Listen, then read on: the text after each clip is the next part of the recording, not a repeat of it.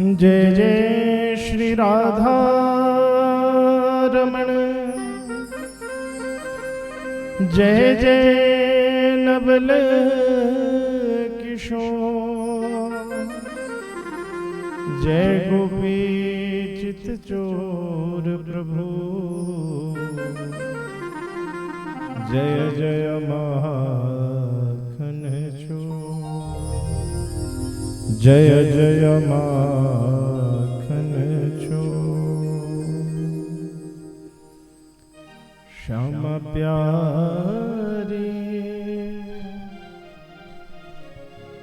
कुंज बिहारी, जय जय श्री हरिदास दुलारी। श्यामा प्यारी कुंज बिहारी, जय जय श्री हरिदास दुलारी। श्यामा प्यारी कुंज बिहारी, जय जय श्री हरिदास दुलारी। ओ श्यामा प्यारी कुंज बिहारी, जय जय श्री हरिदास दुलारी। श्यामा प्यारी कुंज बिहारी, जय जय श्री हरिदास दुलारी। ओ श्यामा प्यारी कुंज बिहारी, श्यामा प्यारे कुंज बिहारी। ओ श्यामा प्यारे कुंज बिहारी, जय जय श्री हरिदास दुलारी। श्यामा प्यारे कुंज बिहारी, मीठी मीठी तालियों से सेवा करते हुए जय जय श्री हरिदास दुलारी। श्यामा प्यारी कुंज बिहारी, जय जय श्री हरिदास दुलारी। श्यामा प्यारी कुंज बिहारी, जय जय श्री हरिदास दुलारी।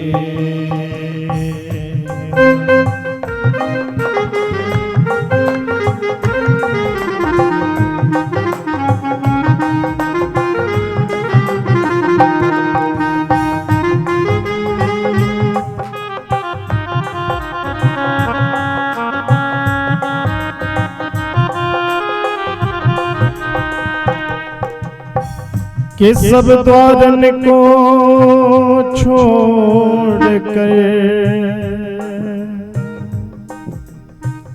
मैं आया तेरे द्वार, आया तेरे द्वार। श्री राधे आया तेरे द्वार। श्री वृषभानु की लाडली श्यामजू, श्री वृषभानु की लाडली कभी मेरी ओर निहार राधे, मेरी ओर निहार। श्री राधे रानी मेरी ओर निहार, श्री राधे रानी मेरी ओर निहार। राधे मेरी ओर निहार। ओ श्यामा प्यारी कुंज बिहारी, जय जय श्री हरिदास दुलारी। श्यामा प्यारी कुंज बिहारी, हरिदास दुलारी। ओ श्यामा प्यारी कुंज बिहारी, जय जय श्री हरिदास दुलारी। ओ श्यामा प्यारी कुंज बिहारी, जय जय श्री हरिदास दुलारी। ओ श्यामा प्यारी कुंज बिहारी, जय जय श्री हरिदास दुलारी। ओ श्यामा प्यारी कुंज बिहारी, जय जय श्री हरिदास दुलारी।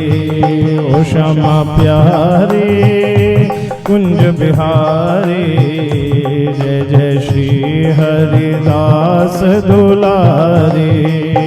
श्यामा प्यारी कुंज बिहारी, जय जय श्री हरिदास दुलारी। ओ श्यामा प्यारी कुंज बिहारी, जय जय श्री हरिदास दुलारी। श्यामा प्यारी कुंज बिहारी, जय जय श्री हरिदास दुलारी। ओ श्यामा प्यारी कुंज बिहारी, जय जय श्री हरिदास दुलारी। ओ श्यामा प्यारी कुंज बिहारी, जय जय श्री हरिदास दुलारी।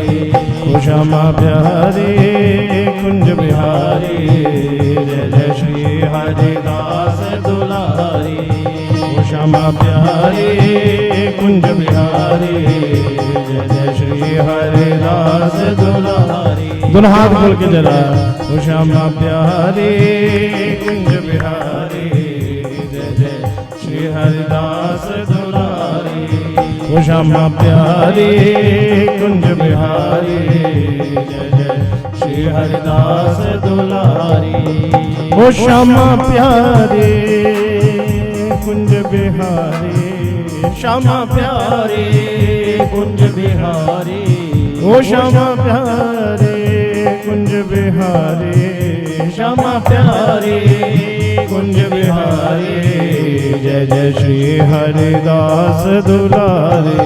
ओ श्यामा प्यारी कुंज बिहारी, जय जय श्री हरिदास दुलारी। ओ श्यामा प्यारी कुंज बिहारी, जय जय श्री हरिदास दुलारी। ओ श्यामा प्यारी कुंज बिहारी, जय जय श्री हरिदास दुलारी। बोली श्री राधा रानी सरकार की जय।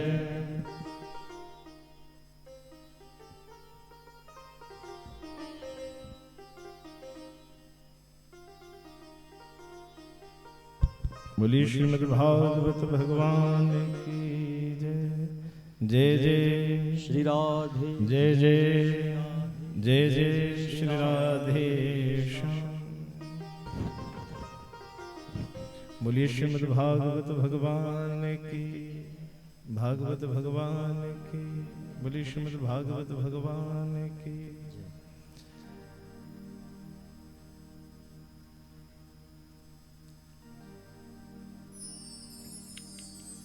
परम मंगल में परंपरा पर अकारण करुणा वरुणालया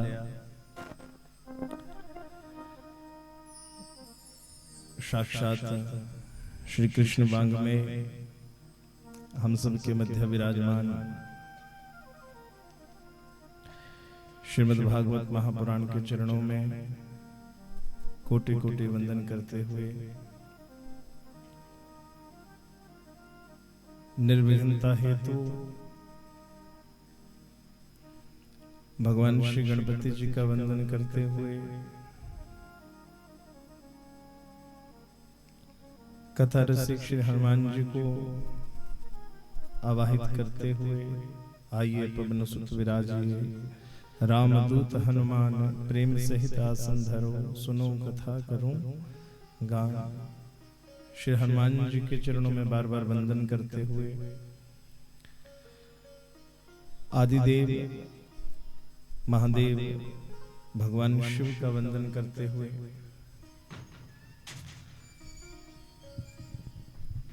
श्री सिद्ध बाबा बालकनाथ जी, बाबा बाल गुरुपी जी महाराज जी के चरणों में बारंबार वंदन करते हुए आज इस पुण्य पावन घड़ी में आप समस्त श्रोतागण सबका व्यासपीठ से हार्दिक अभिनंदन करते हुए, सबका स्वागत करते हुए श्रीमद् भागवत कथा में प्रवेश करेंगे। बोलिए भागवत भगवान की। थोड़ा इसका बेस कम हो सकता है बहुत।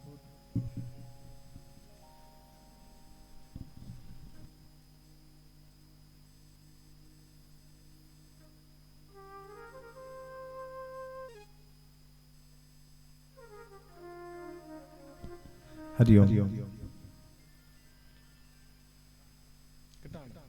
बोलिए श्रीमद् भागवत भगवान की। सुरेश आप तो सीख गए।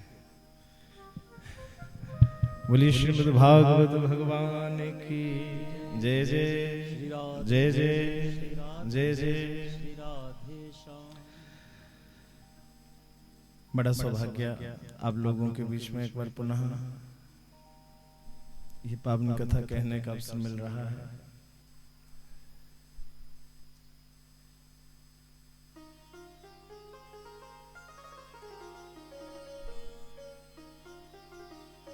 सबसे पहले तो परिवारजन जिन्होंने बड़े भाव से इस कथा का आयोजन किया है, उन सभी को व्यासपीठ से बहुत बहुत शुभकामनाएं। श्रीमान श्री पंडित जी नाम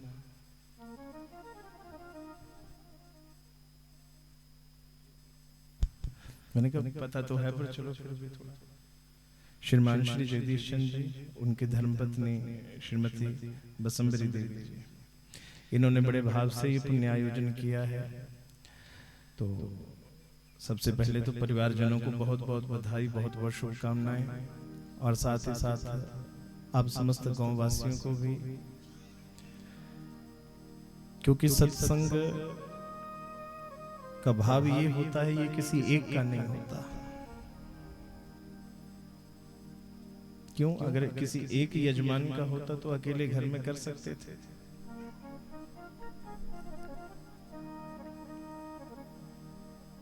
श्रीमद् भागवत ये कभी किसी, चलो यजमान तो कोई ना कोई कथा में रहेगा, पर श्रीमद् भागवत कथा ये सबके लिए है। और इस स्थान पर आकर के तो सच बताएं तो हमारी खुशी जो है ना वो दुगनी हो जाती है। क्यों? बाकी तो बात की चीजें हैं। पहला भाव जब व्यास जी का श्रीमद् भागवत जी का स्वागत होता है ना, हम हर जगह चर्चा करते हैं, जो स्वागत का भाव आपके इस गांव में रहता है बड़ा कम मिलता है इन स्थानों पर। ये ठाकुर जी की बड़ी अनुकंपा है, बड़ी कृपा है।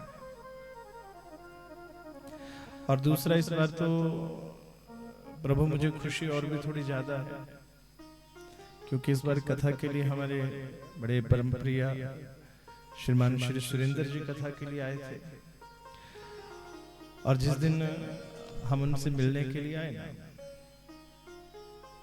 तो उन्होंने आते ही जो पहली बात कही, पंडित जी एक बात है।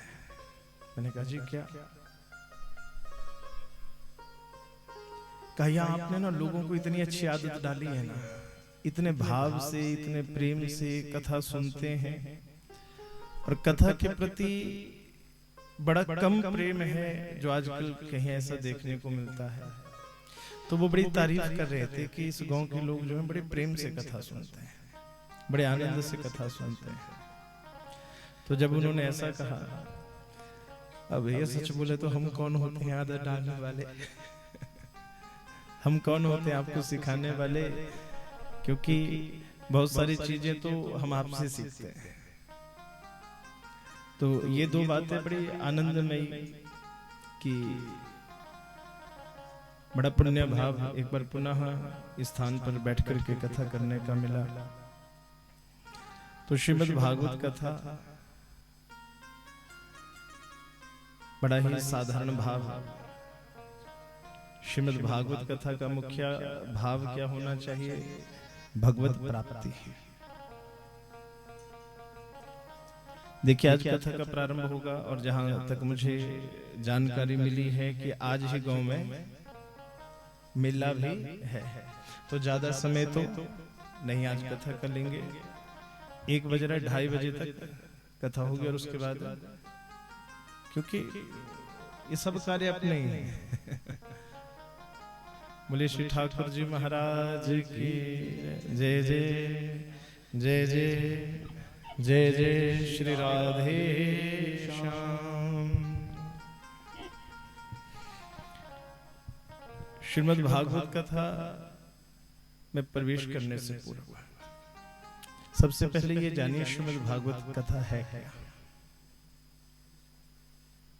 एक व्यक्ति ने बड़ा अच्छा प्रश्न एक बार मुझसे पूछा कि पंडित जी भागवत कथा क्या है? क्या भागवत कथा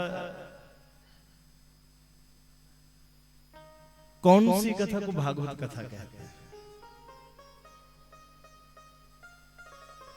सुखदेव जी ने परीक्षित को कौन सी कथा सुनाई थी?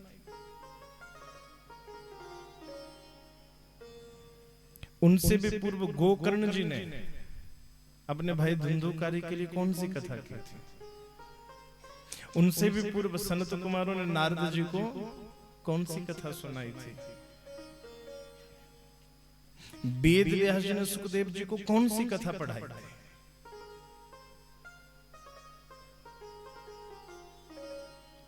कौन सी कथा है जिसको भागवत कथा कहते हैं? क्योंकि आपने भी देखा होगा कि भागवत कथा, भागवत जी का ग्रंथ मूल तो एक है, मूल ग्रंथ अलग अलग थोड़ी है। पर आपने भी देखा होगा जो सुनाने वाले हैं ना, उनमें भी कभी कभी थोड़ा थोड़ा भेद रहता है। अभी हम सुनाएंगे तो थोड़ा लहजा हमारा रहेगा। अभी आप सुनकर के अभी कुछ दिन पहले ही आपने सुना तो उनका भाव कुछ थोड़ा अलग होगा। इससे पूर्व आपने सुना होगा उनका भाव थोड़ा अलग होगा। कहीं अन्य जाएंगे थोड़ा भाव अलग होगा। तो मुख्यतः कौन सी कथा भागवत है?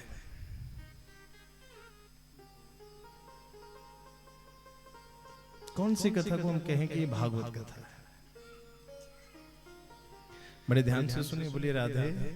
समझ आ रहा है जो मैं समझाना चाह रहा हूं? सबसे पहले तो ये जाने कि भागवत कथा है क्या और कौन सी कथा भागवत कथा है। देखिए भागवत मुख्य कौन सी है?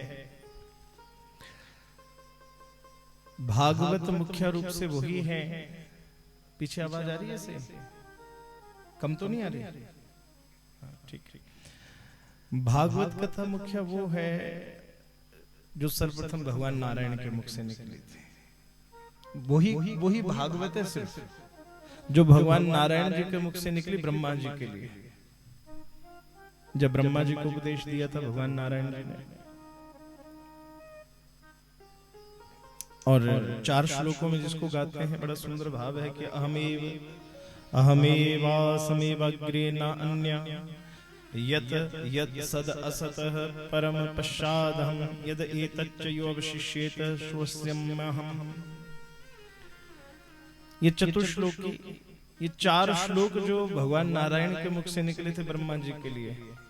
मैं ज्यादा मंत्रों में नहीं जाऊंगा, इस पर थोड़ा अर्थ में ज्यादा रहेंगे, भाव में ज्यादा रहेंगे। इन 4 श्लोकों में ब्रह्मा जी को क्या उपदेश दिया? क्योंकि ब्रह्मा जी के मन में क्या उत्पन्न हो गया? थोड़ा सा अहंकार कि मैं सृष्टि का रचयिता, सृष्टि का मैं पालन करने वाला। क्यों? ब्रह्मा जी जब भगवान नारायण की इच्छा से कर्म में प्रवृत्त हुए। कथा को बड़े प्रेम से समझना और थोड़े भाव से समझना।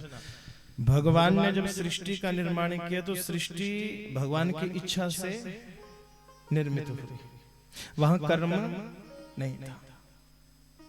भगवान ने जब सृष्टि निर्माण किया तो भगवत इच्छा, भगवान को वैकुंठ में कोई कर्म करने की जरूरत नहीं होती, वहां तो जो इच्छा से सब कुछ होता है।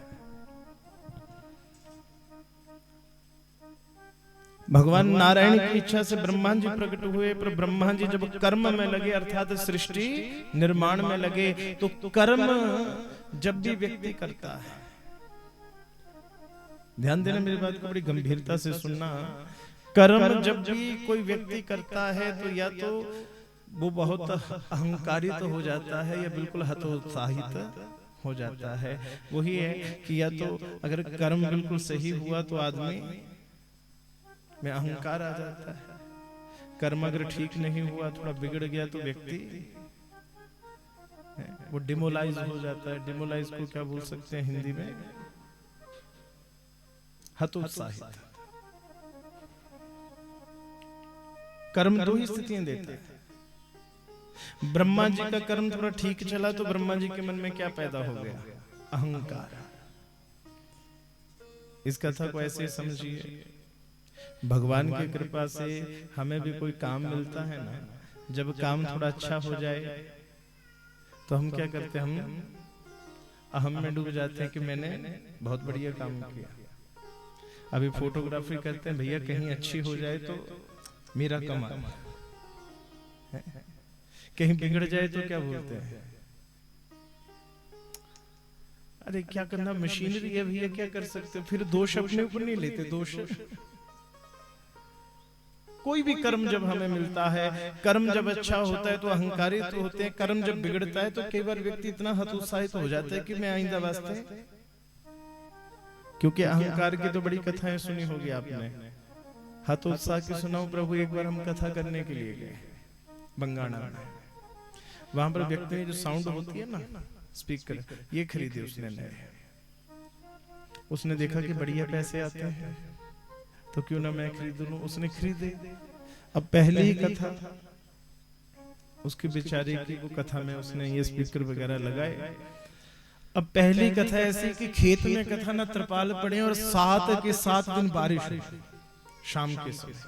अब बेचारा रोज शाम को उनको उठाए, सारी तारें लगाए, फिर सुबह फिर लगाए, शाम को फिर उठाए। 7 दिन उस बेचारे का यही हाल हुआ और 8वें दिन बोलने लगा, पंडित जी कोई ग्राहक मिलेगा इसको खरीदने वाला? 8वें दिन उसने बेच दिया। अभी दोबारा गए थे तो दोबारा मैंने कहा कहाँ गया? ना पंडित जी वो तो उसी समय बेच दिया। कर्म दो ही स्थितियां देता है। तो ऐसी परिस्थिति में ब्रह्मा जी के मन में जब अहम पैदा हुआ तो भगवान ने उनको चतुश्लोकी भागवत कथा सुनाई। और हमें भी कथा क्यों सुननी है? हम भी भगवत कृपा से जो कर्म हमें मिल रहा है, उस कर्म के द्वारा या तो अहंकारित हो रहे हैं या दुखी हो रहे हैं, और उसी में लग करके कहीं ना कहीं हम जीवन का आनंद जो है उसको भूल जाते हैं।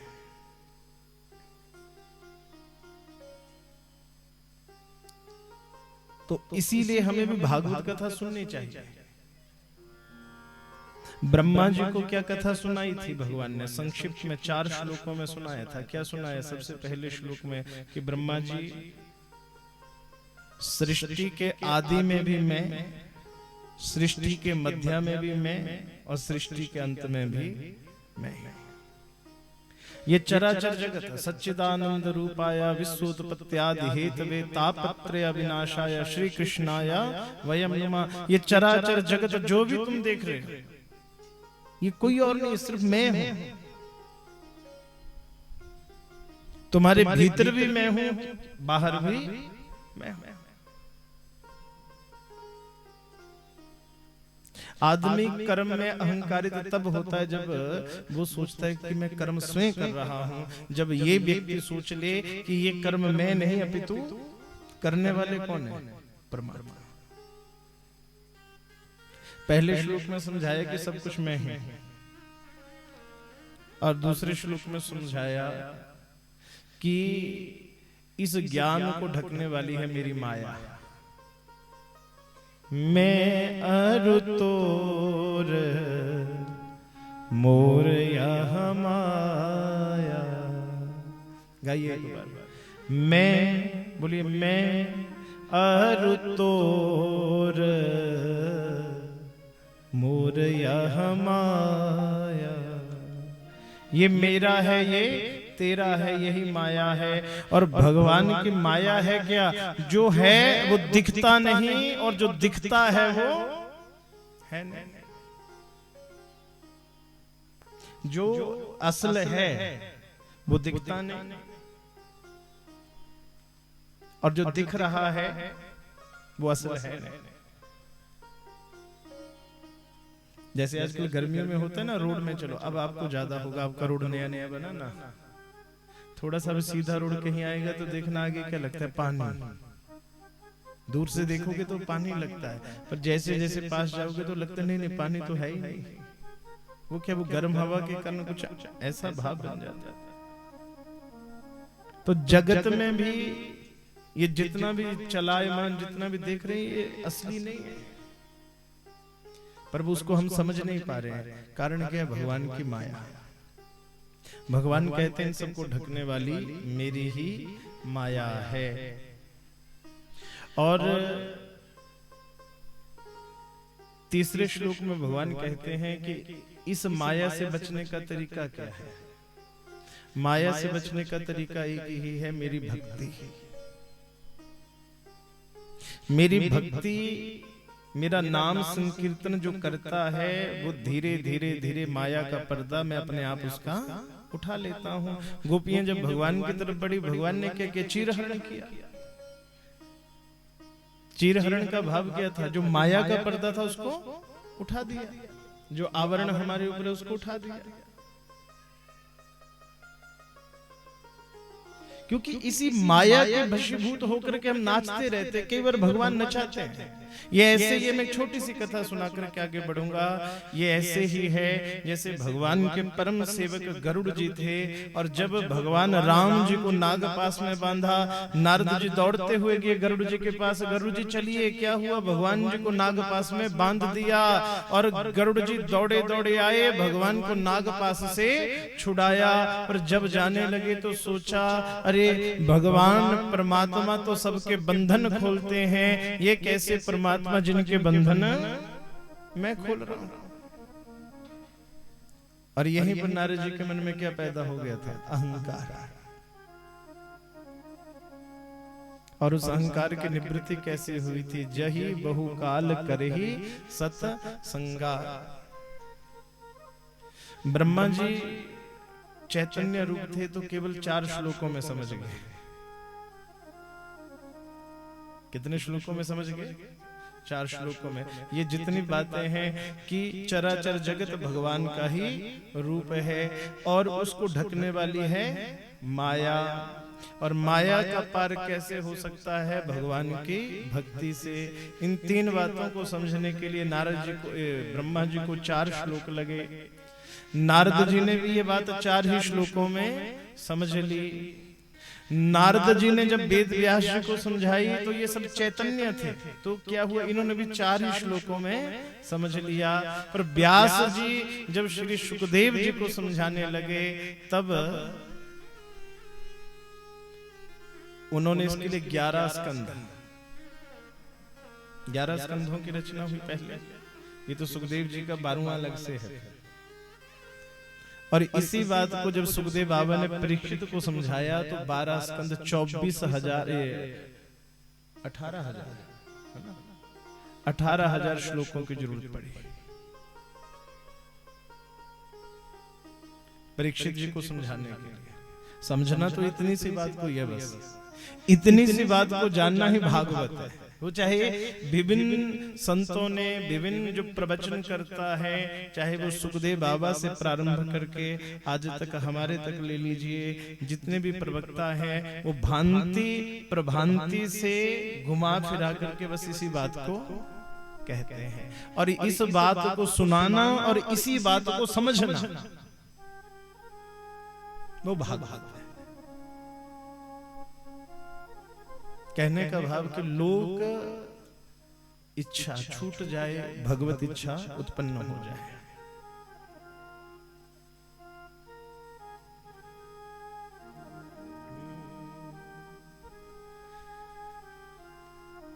पर आज भी मैं देखता हूं, स्पष्ट बात कह दूं कि घुमा फिरा के कहूं, हाँ? क्यों देवी जी? स्पष्ट कहूं कि घुमा फिरा के कहूं? स्पष्ट बोल दो। भागवत कथा किस लिए है? इस बात को इस विषय को समझने के लिए कि सर्वत्र परमात्मा है। ये चराचर जगत कुछ नहीं, संसार से छूटने के लिए भागवत कथा है। भागवत कथा संसार को खुश करने के लिए नहीं है, भागवत कथा भगवान की प्रसन्नता के लिए। पर कहीं ना कहीं हमारी जितनी भी व्यवस्था रहती है वो संसार के लिए ही रहती है।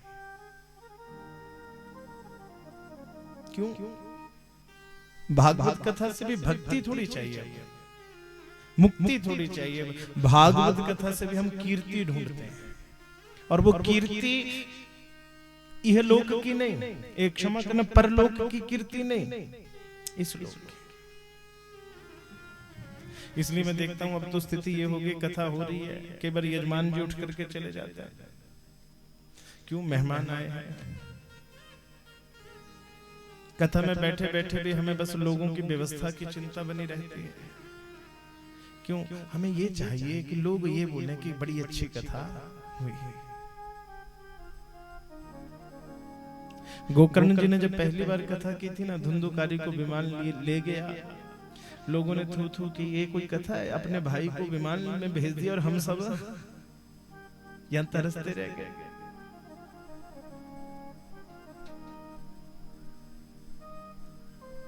गोकर्ण जी ने देवदूतों को पकड़ लिया, कहा मैं ये भेदभाव क्यों कर रहे हो, सबको विमान लेकर के आओ। कन्ना प्रभु, भागवत कथा में जिसकी इच्छा जो होगी वही मिलेगा।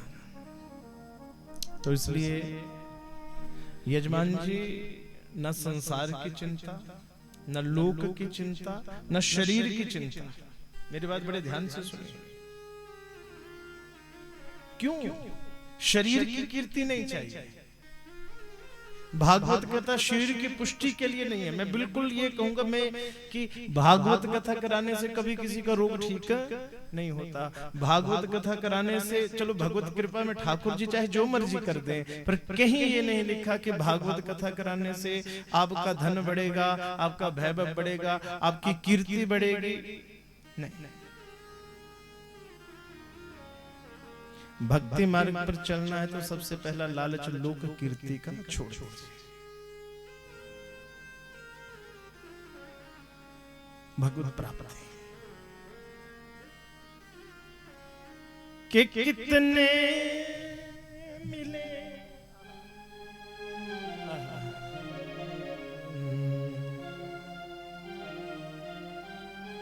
कितने मिले अमीर यहाँ, कितने गरीब।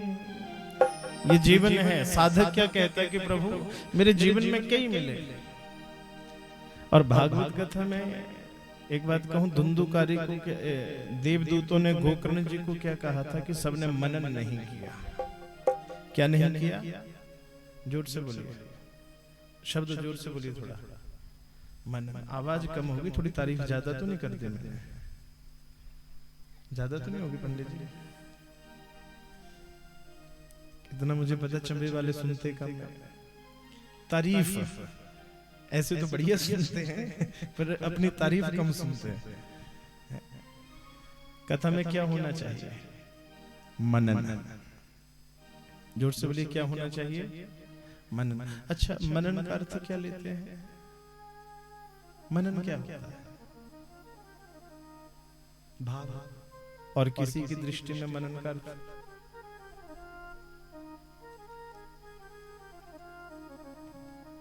मन से सुनना, भाव से सुनना, श्रद्धा से सुनना। कई बार हम कहते हैं कि नहीं, कथा तो व्यवहार में आ जानी चाहिए। कथा कभी व्यवहार में आ ही नहीं सकती। क्यों? ये कथा इस लोक के लिए है ही नहीं। भागवत कथा इस लोक के लिए कहा, ये तो परलोक के लिए। परलोक का व्यवहार यहाँ कैसे कर पाओगे? हाँ? क्यों? वहां तो एक एक पाप का दंड मिलेगा, वहां तो छोटा सा पाप करने पर कोड़ा लगेगा। तो वो व्यवहार यहाँ कैसे संभव हो सकता है? मनन का अर्थ क्या होता है? कुछ नहीं करना। मैं ये नहीं कहूंगा आप अपना स्वभाव बदल लेना, नहीं बदलता। दुस्त्यजो स्वभावः, भागवत जी के 10वें स्कंद में आता है। दुस्त्यजो, ये स्वभाव बड़ा कठिन है छोड़ना। 7 दिनों में कैसे छोड़ पाओगे? कथा में मनन करना है। मनन का भाव क्या है? जब भगवान की कथा होना तो अपने विषय में सोचना है, दूसरे के विषय में नहीं। किसके विषय में? जोर से बोलिए, जोर से बोलिए जरा। अपने विषय में।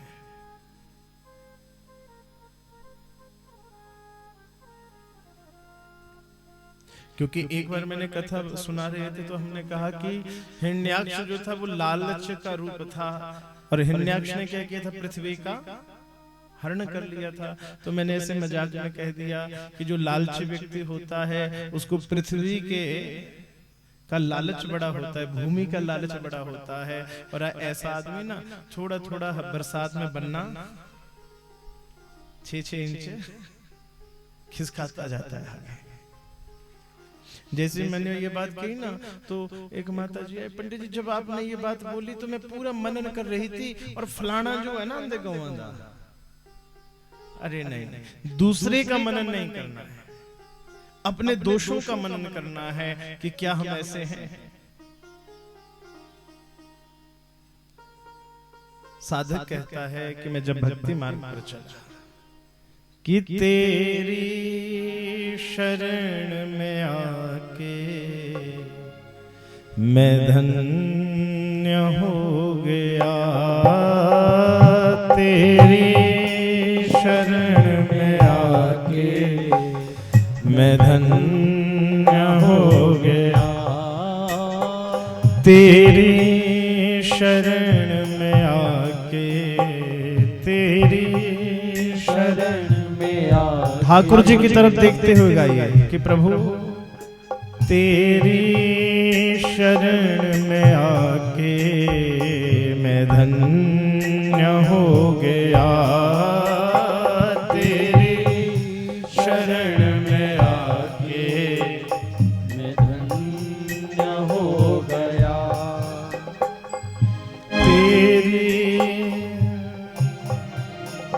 तेरी शरण में आके मैं धन्य हो गया, तेरी शरण में आके मैं धन्य हो गया। जन्मों की प्यास थी जो, जन्मों की प्यास थी जो, भागवत कथा में एक जिज्ञासा हो प्रभु हमारी प्यास है आपको देखना, हमारी उत्कंठा है, हमारी इच्छा है आपको देखना। परीक्षित को उत्कंठा कब से लगी थी? गर्भ में दर्शन हुए थे प्रभु के, बाहर निकलते ही चारों तरफ ढूंढ रहे हैं वो 4 हाथ वाला कहां चला गया। तब से उत्कंठा पैदा हुई, बुढ़ापे में 7 दिन मिले तब जाकर के दर्शन मिला। हमारी उत्कंठा ही नहीं है।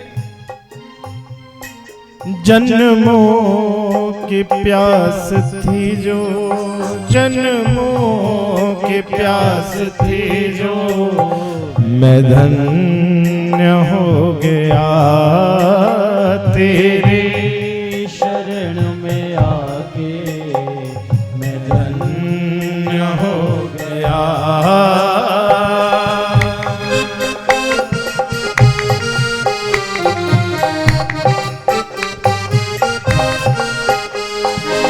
भाव के साथ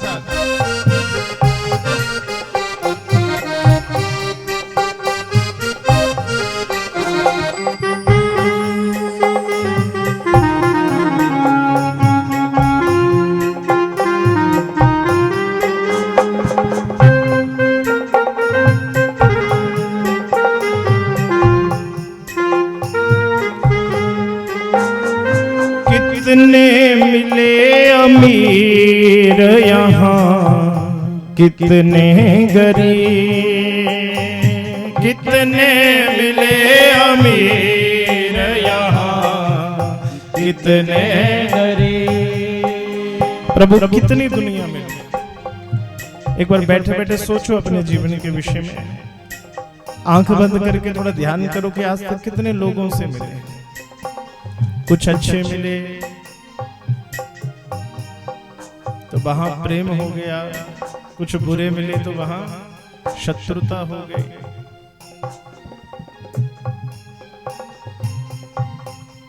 कुछ धनवान मिले, कुछ समर्थवान मिले, कुछ दरिद्र मिले, कुछ असमर्थ मिले। कितने मिले अमीर यहाँ, कितने गरीब। कितने मिले अमीर यहाँ, कितने गरीब। पर आप मिल गए तो, पर आप मिल गए तो धनवान हो गया। तेरी शरण में आके मैं धन्य हो गया। तेरी शरण में आके मैं धन्य हो गया। तेरी शरण में आके मैं धन्य हो गया। दोनों हाथ खोल के जरा।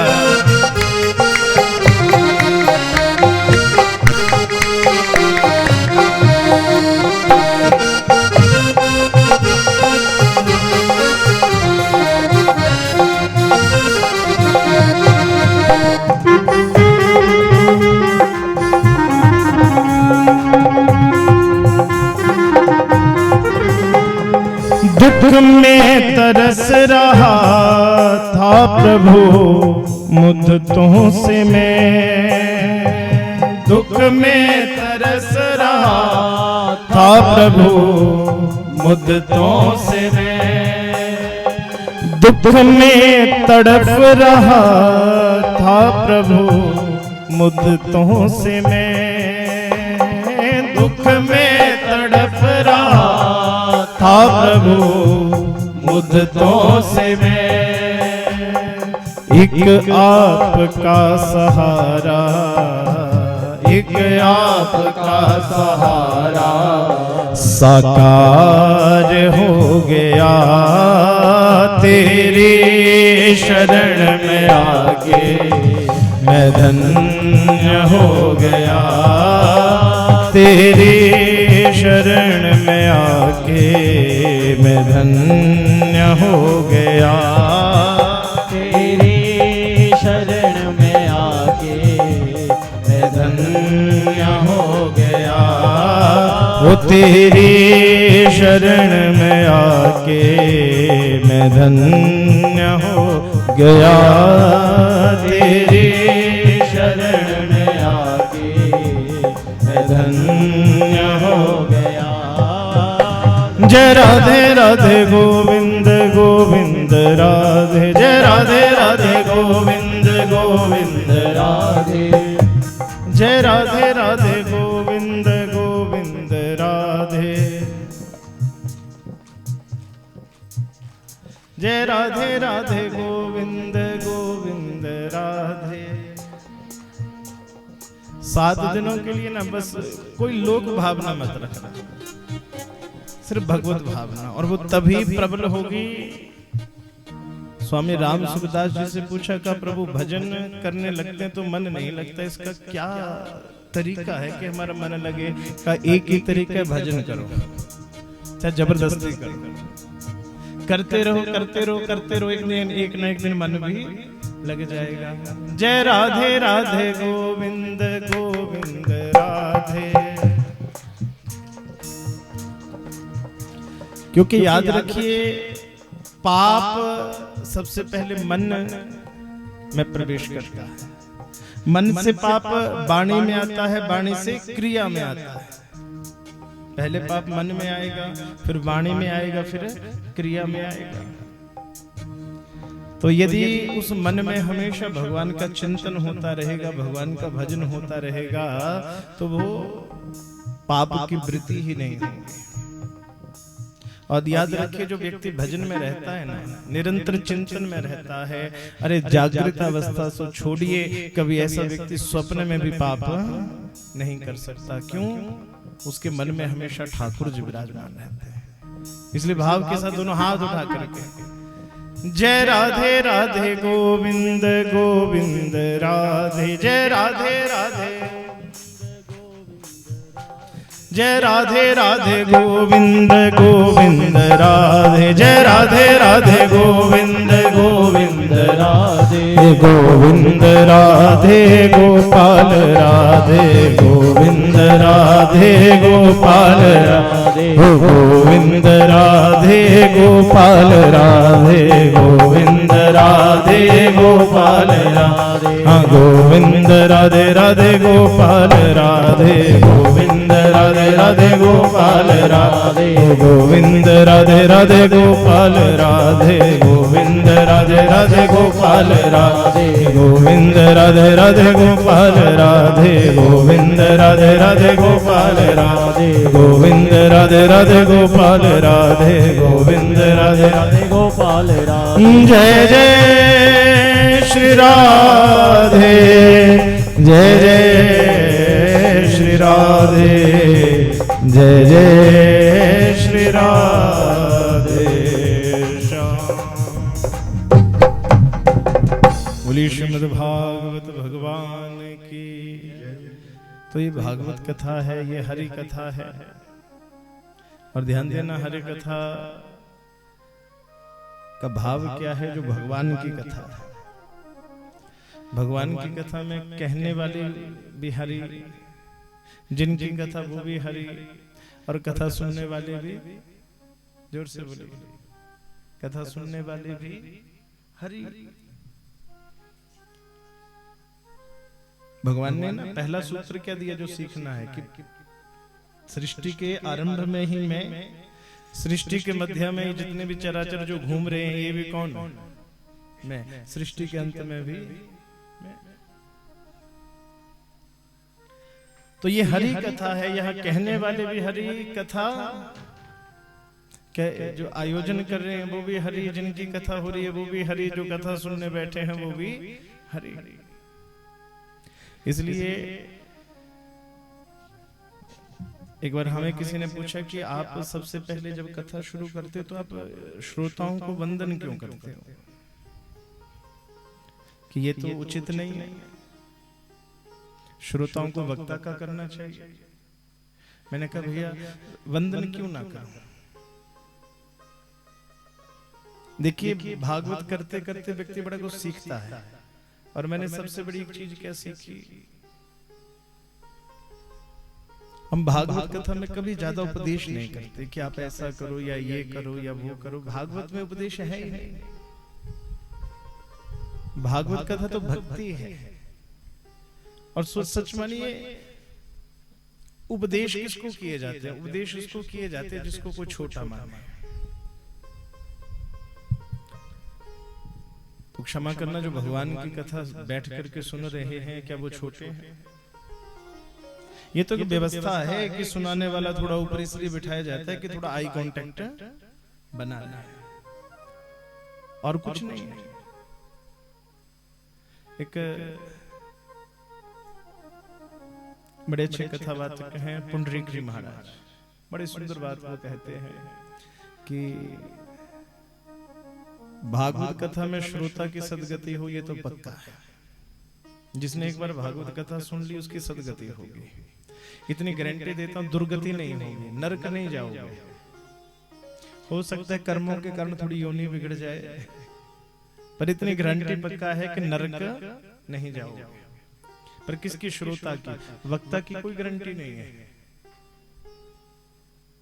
जो भाव के साथ, मनन के साथ श्रीमद् भागवत कथा सुने उसकी सदगति, ये पक्की बात है। भागवत जी कह रहे हैं उसकी सदगति निश्चित है, वक्ता को नहीं। हाँ, वक्ता कब तरता है?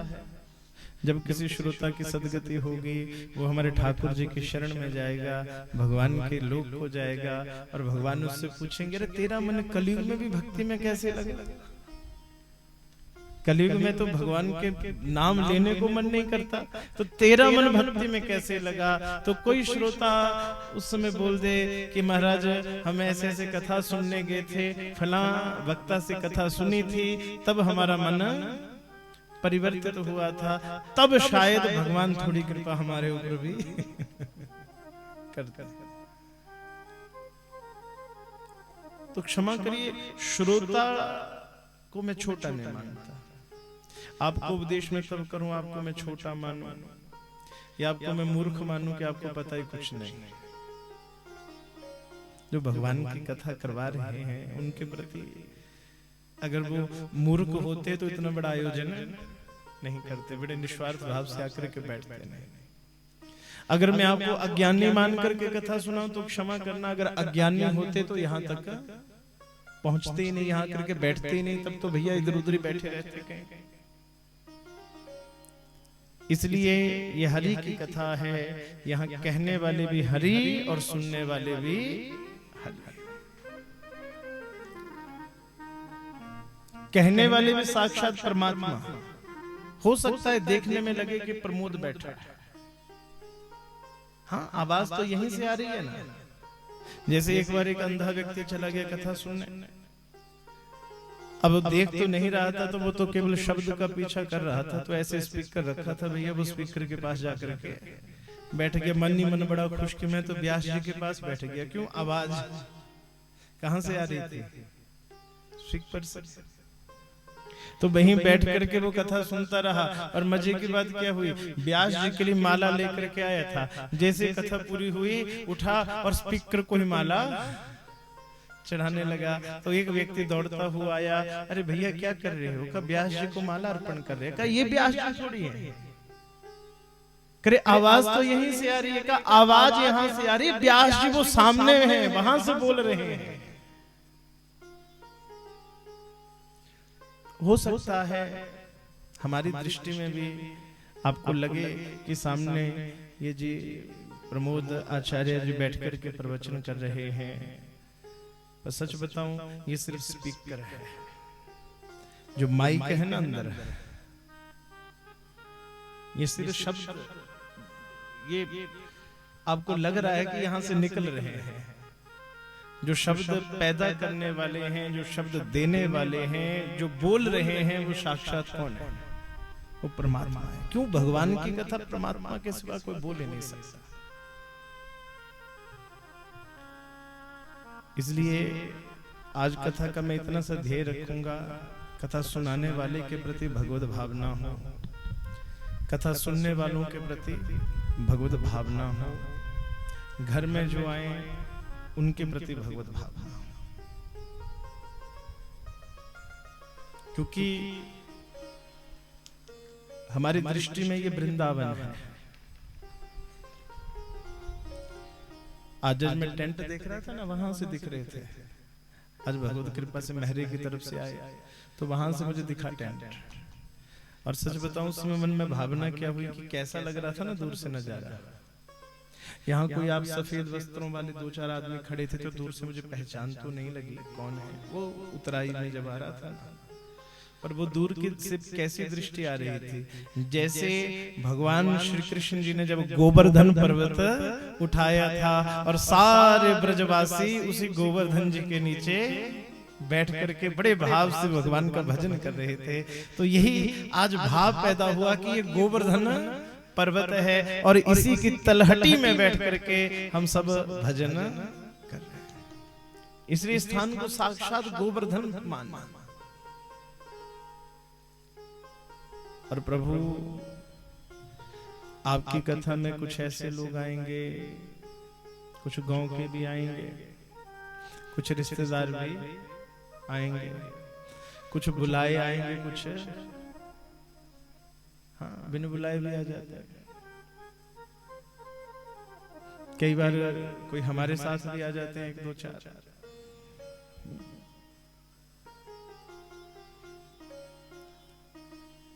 पर इन सब के सिवा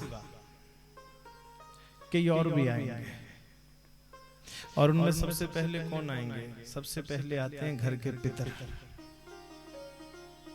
जहां भी श्रीमद् भागवत कथा होती है वहां सबसे पहले कौन विराजते हैं? पितर। क्यों? जब शास्त्रों में स्पष्ट लिखा है शुश्रूभिस्तत क्षणात, जब हमारे मन में भावना पैदा होती है। अभी करवाया नहीं, दो चीजों की, एक तीर्थ यात्रा की और श्रीमद् भागवत कथा की। अभी करवाई नहीं, सिर्फ जब मन में भावना पैदा होती है कि हमने घर में श्रीमद् भागवत कथा करवानी है, का इतनी भावना होने से हमारे पितर जो गलती से अगर नरक में भी होते हैं वो नरक से स्वर्ग की तरफ चलना शुरू कर देते हैं। पितर खूब आशीर्वाद देते हैं कि अरे हमारे कुल में भी कोई ऐसा है जिसके मन में ऐसी भावना, केवल भावना से ही समस्त देवता भगवान के पार्षद, हमारे ठाकुर जी के जितने पार्षद हैं वो सब सदा सदा के लिए जो नित्य प्रति आने वाले, मैं उनको कह रहा हूं, समस्त पितर उपस्थित रहेंगे, 33 कोटि देवी देवता आएंगे, भगवान के समस्त पार्षद नित्य उपस्थित रहेंगे। और 7 दिनों में, मेरी बात पक्की लिख करके याद रखना, 7 दिनों में भगवान किसी ना किसी रूप में आकर के आपको दर्शन जरूर देंगे। 7 दिनों में ठाकुर जी किसी ना किसी रूप में आकर के अपनी अनुभूति जरूर देंगे। पर हाँ, सावधान रहना, ऐसा न हो तुलसीदास जी की तरह हम बैठे रह जाएं। इसलिए व्यवस्था केवल उन मेहमानों के लिए मत करना। सबसे बढ़िया व्यवस्था किसके लिए होनी चाहिए? सबसे सुंदर व्यवस्था तो ठाकुर जी के लिए होनी चाहिए, सबसे सुंदर व्यवस्था उनके पार्षदों के लिए होनी चाहिए। क्योंकि मैं मन से नहीं, ये लिखित है। भक्तमाल जी में एक बड़ी सुंदर कथा आती है। एक साधक हुए लीला शाह जी महाराज, ये वैष्णव थे और इनका जीवन में कोई और पूजा पाठ नहीं था, एक ही पूजा थी, क्या कि ये सब वैष्णवों को अपना भाई मानते हैं, सब वैष्णवों को अपना भाई मानते हैं। एक दिन एक शव बहता हुआ है नदी में, तो उस शव के गले में कंठी थी, तुलसी, और जो चंदन की छाप थी ना, लगातार चंदन लगाते हैं थोड़ी छाप बन जाती है, वो चंदन की थोड़ी छाप भी बनी हुई थी।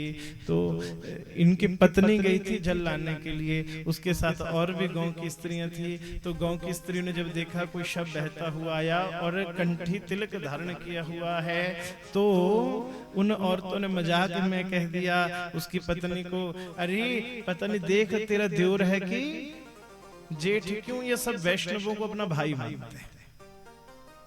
इनकी पत्नी को कहा, देख हरी तेरा देवर है कि जेठ।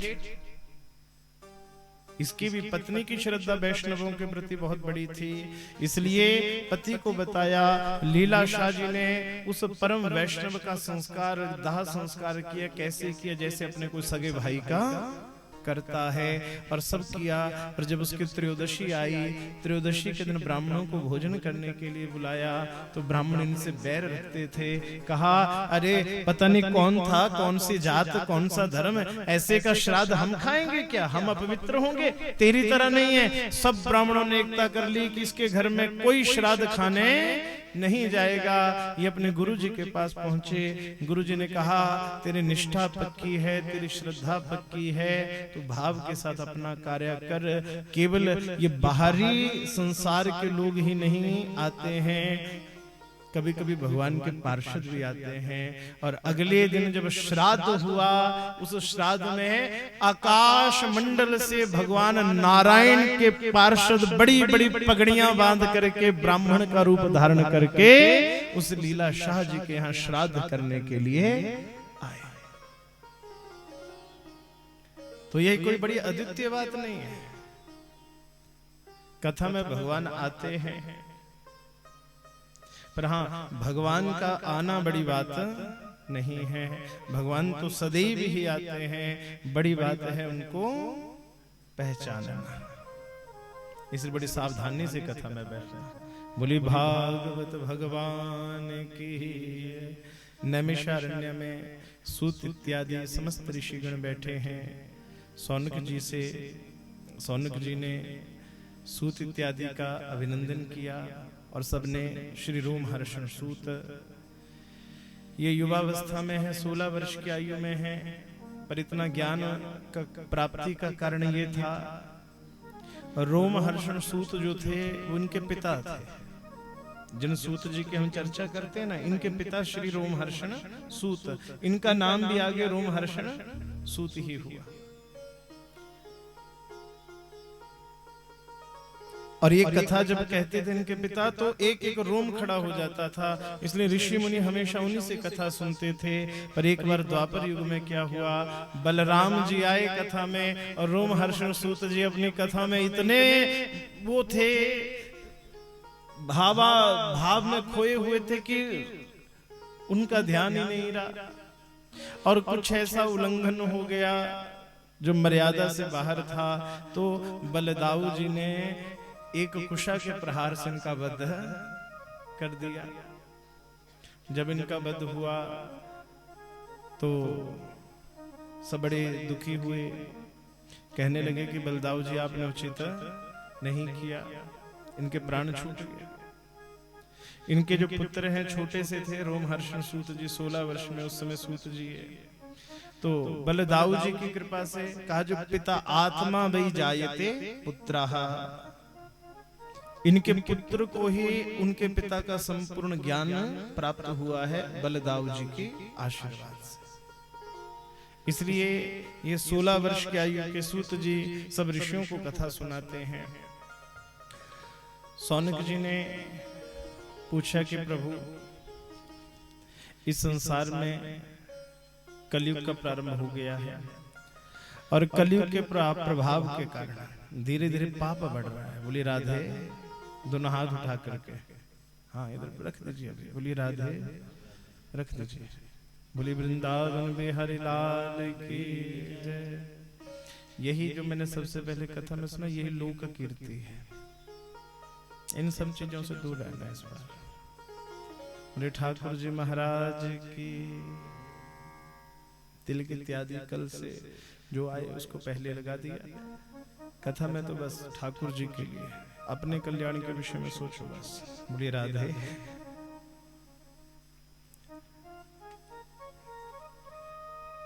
क्योंकि ये सत्र कहाँ हो रहा है, ये सत्र हो रहा है नैमिषारण्य में। और नैमिषारण्य कौन सा स्थान है? जब कलयुग का प्रारंभ हुआ तो सारे ऋषि मुनि ब्रह्मा जी के पास गए, कहने लगे कि हे ब्रह्मदेव, कलयुग के प्रभाव के कारण हम जप तप करने में समर्थ नहीं हो पा रहे हैं, वातावरण नहीं मिल रहा है। क्योंकि साधना के लिए सबसे जरूरी होता है वातावरण। तो ब्रह्मा जी ने एक चक्कर छोड़ा, ऋषियों को कहा जहां इस चक्कर की नेमी गिरेगी वहां कलयुग का प्रभाव नहीं होगा। तो इसी चक्कर तीर्थ पर नैमिषारण्य में ही वो नेमी गिरी। यहाँ पर सब ऋषि बैठे। सौनक जी ने श्री सूत जी से प्रश्न पूछा, कलयुग में पाप बढ़ेंगे, कलयुग में भक्ति भी केवल दिखावा रह जाएगी, ऐसी स्थिति में मनुष्य का कल्याण कैसे होगा? तो श्री सूत जी ने कहा, काल व्याल मुख ग्रास त्रास निर्णांस हेतवे, कलयुग में धर्म का रूप लेकर के ही भगवत श्रीमद् भागवत के रूप में अवतरित होंगे।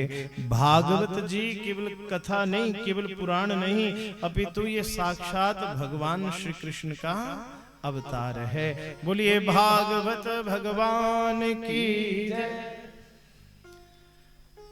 ऋषि ने पूछा, कलयुग में ये कथा आज से पूर्व कभी हुई हो? सूत जी कहते हैं कथा तो अनंत है, पर सबसे पहले 7 दिनों में नारद जी ने करवाई थी। सनत कुमारों ने, नारद जी ने क्यों करवाई?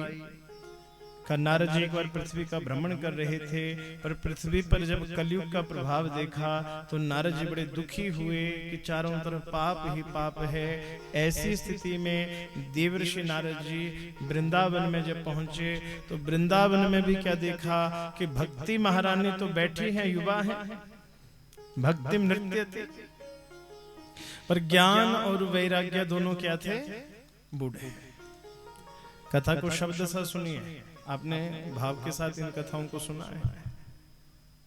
नारद जी ने क्या देखा कि भक्ति महारानी जो एक युवती के रूप में यमुना जी के किनारे है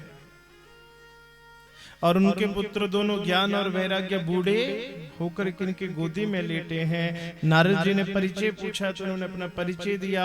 नारद जी ने कहा दुखी क्यों हूं? कहा एक माता के लिए इससे बड़ा दुख क्या होगा कि माँ, युवा और बच्चे वृद्ध हो जाएं। नारद जी ने कहा कोई बात नहीं, मैं इनके लिए अवश्य कुछ न कुछ करूंगा। और नारद जी ने सबसे पहले वेदों का पाठ किया। ध्यान देना जरा, किसका पाठ किया? जोर से बोलिए, वेदों का। वेद, चलो आगे इस कथा का भाव समझाता, पहले कथा को सुन लीजिए एक बार। नारद जी ने वेदों का पाठ किया। ज्ञान और वैराग्य थोड़े से उठते फिर सो जाते। तब नारद जी सनत कुमारों के पास पहुंचे। सनत कुमारों के उपदेश के ऊपर नारद जी को उपदेश हुआ श्रीमद् भागवत कथा करवाने का। तो नारद जी ने कहा कि महाराज कथा आप ही के मुख से सुनूंगा। तो सनत कुमारों के श्रीमुख से नारद जी ने हरिद्वार के आनंद घाट पर कथा का आयोजन किया। और जैसे ही आयोजन किया, भक्ति सुतो तौ तरणो गृहीत्वा प्रेमेक रूप सहसा विरासे। श्री कृष्ण गोविंद, श्री कृष्ण गोविंद हरे मुरारी नाथेति नामानि मुहुरु वदन्ति। श्री कृष्ण गोविंद हरे मुरारी, हे नाथ नारायण वासुदेवा। गाती हुई भक्ति महारानी हरिद्वार में प्रकट हुई और दोनों पुत्र भी बिल्कुल युवा अवस्था को प्राप्त हो गए भागवत जी के कथा श्रवण से। अब इस कथा को समझिए ध्यान से। ये वृंदावन कहीं बाहर नहीं है। वो वृंदावन कहाँ है? यत पिंडे तत ब्रह्मांड है। जो हमारे भीतर है वही बाहर है। ये वृंदावन कहीं बाहर नहीं, हमारे भीतर है। और इस वृंदावन में भी भक्ति, ज्ञान और वैराग्य विराजते हैं। तीनों रहते हैं एक साथ। पर भक्ति युवा है। भक्ति क्या है? जोर से बोलिए, युवा। कलयुग का प्रभाव है। भक्ति युवा है, ज्ञान और वैराग्य बूढ़े हैं। बोली वृंदावन बिहारी लाल की जय। क्यों? कलयुग में भौतिकता जब बढ़ जाती है तो व्यक्ति का वैराग्य और ज्ञान अपने आप खत्म होने लगता है। जैसे जैसे साधन बढ़ते हैं तो साधना कम होती जाती है। और भक्ति युवा है। आज भी भक्ति हमारे मन में कहती है ना कि भजन हो रहा है, उठ करके चलो नाचें, तो हम एकदम नाचने को तैयार होते हैं कि नहीं? बोलिए, जोर से बोलिए। पर वहीं ज्ञान कहता है कि झूठ मत बोलो, तो उसकी मानते हैं क्या? जोर से बोलिए, उसकी मानते हैं? वैराग्य कहता है कि ये संसार कुछ नहीं, ना कुछ तेरा ना कुछ, है ना? यहाँ तो मैं भी गाऊंगा, आप भी गाएंगे, पर आगे जाके मेरे खेत तक पैर, यहाँ तो हम यही गाएंगे। क्यों? वैराग्य जो कहता है उसके मानते हैं कि नहीं? बोलिए, नहीं मानते। जैसे घर में बुजुर्ग होते हैं ना, उनकी इज्जत तो बड़ी होती है, नाम तो बड़े इसमें लिया जाता है कि आपके दादाजी श्रीमान श्री पंडित श्रीमान श्री फलाना। पर जब कोई बात कहते हैं, कोई मानता है उनकी बात? नहीं मानता। इसीलिए ज्ञान वैराग्य हम बूढ़े रहते हैं। नारद जी ने उठाने का प्रयत्न किया। कैसे? वेद पाठ किया। जोर से बोलिए, क्या पाठ किया? गीता जी का पाठ किया। वेद है ज्ञान मार्ग, गीता है कर्म मार्ग। पर कलयुग में ज्ञान मार्ग और कर्म मार्ग पर चलना भी संभव असंभव सा कार्य है।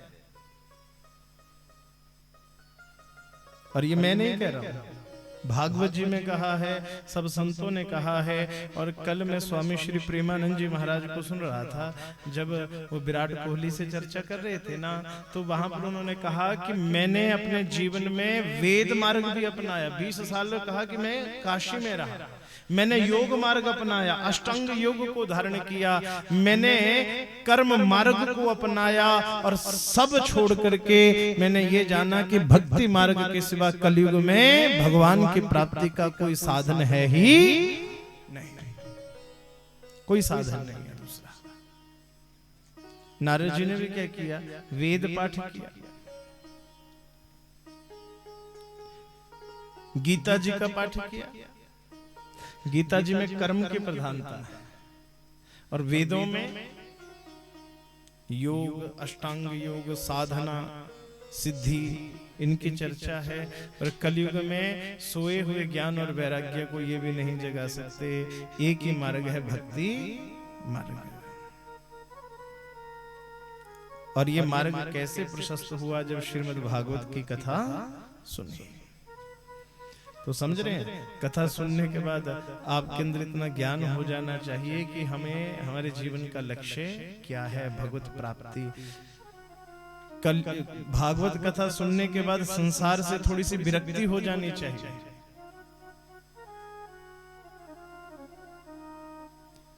संसार से थोड़ी सी विरक्ति हो जानी चाहिए। पर यहाँ तो स्थिति ये होगी कि जो कथा कहने वाले हैं मेरे जैसे, वो भी जो कथा सुनने वाले हैं, वो भी संसार से जहाँ छूटना चाहिए वहां अधिक से अधिक संसार में और फंसते जा रहे हैं, और बंधनों में फंसते जा रहे हैं। बहुत जगह तो मैंने देखा कि मेरे जैसे जो कथावाचक है वही रिश्ते डाल के आ जाते हैं पूरे गांव में, कि ये मेरा भाई बन गया, ये मेरी बहन बन गई, ये मेरी मौसी बन गई, मेरी बुआ बन गई। अरे इनसे छूटना है, इनमें फंसना नहीं। इसलिए भक्ति, ज्ञान और वैराग्य पुष्ट होते हैं श्रीमद् भागवत कथा श्रवण से। नारद जी ने सनत कुमारों से पूछा, क्या ये कथा पापियों को भी तारती है? तब कथा सुनाई आत्मदेव नाम के एक ब्राह्मण की। आत्मदेव नाम के ये ब्राह्मण हैं, इनके घर में कोई संतान नहीं। अपनी तरफ से इन्होंने बहुत प्रयत्न किए, पर घर में जब तब दान पुण्य सब किया, पर जब संतान नहीं हुई तो एक दिन वन में जाकर के रोने लगे। रोते रोते वहां पर एक महात्मा जी आ गए। तो महात्मा जी से जब याचना की तो महात्मा जी ने इनको एक फल दे दिया, और वो फल जाकर के इन्होंने अपनी पत्नी को दिया है कि जाकर उस फल को खा लेना। अच्छा, पत्नी ने खाया कि नहीं? जोर से बोली, खाया था कि नहीं? इनकी पत्नी का नाम था धुंधली। खाया था पत्नी ने कि नहीं? जोर से बोलिए। नहीं खाया था। फल किसको खिला दिया था? गाय को खिला दिया था। स्वयं अपनी बहन को ही मना लिया। अंत में क्या हुआ? बहन के बेटे को अपना बना करके पेश कर दिया। गाय के यहाँ भी बेटा ही हो गया, जिसके सिर्फ कान गाय की तरह थे, उसका नाम हुआ गोकर्ण। और जिसके यहाँ पुत्र हुआ, बहन का लेकर के आई, उसका नाम क्या हुआ? धुंधुकारी। उसका नाम धुंधुकारी।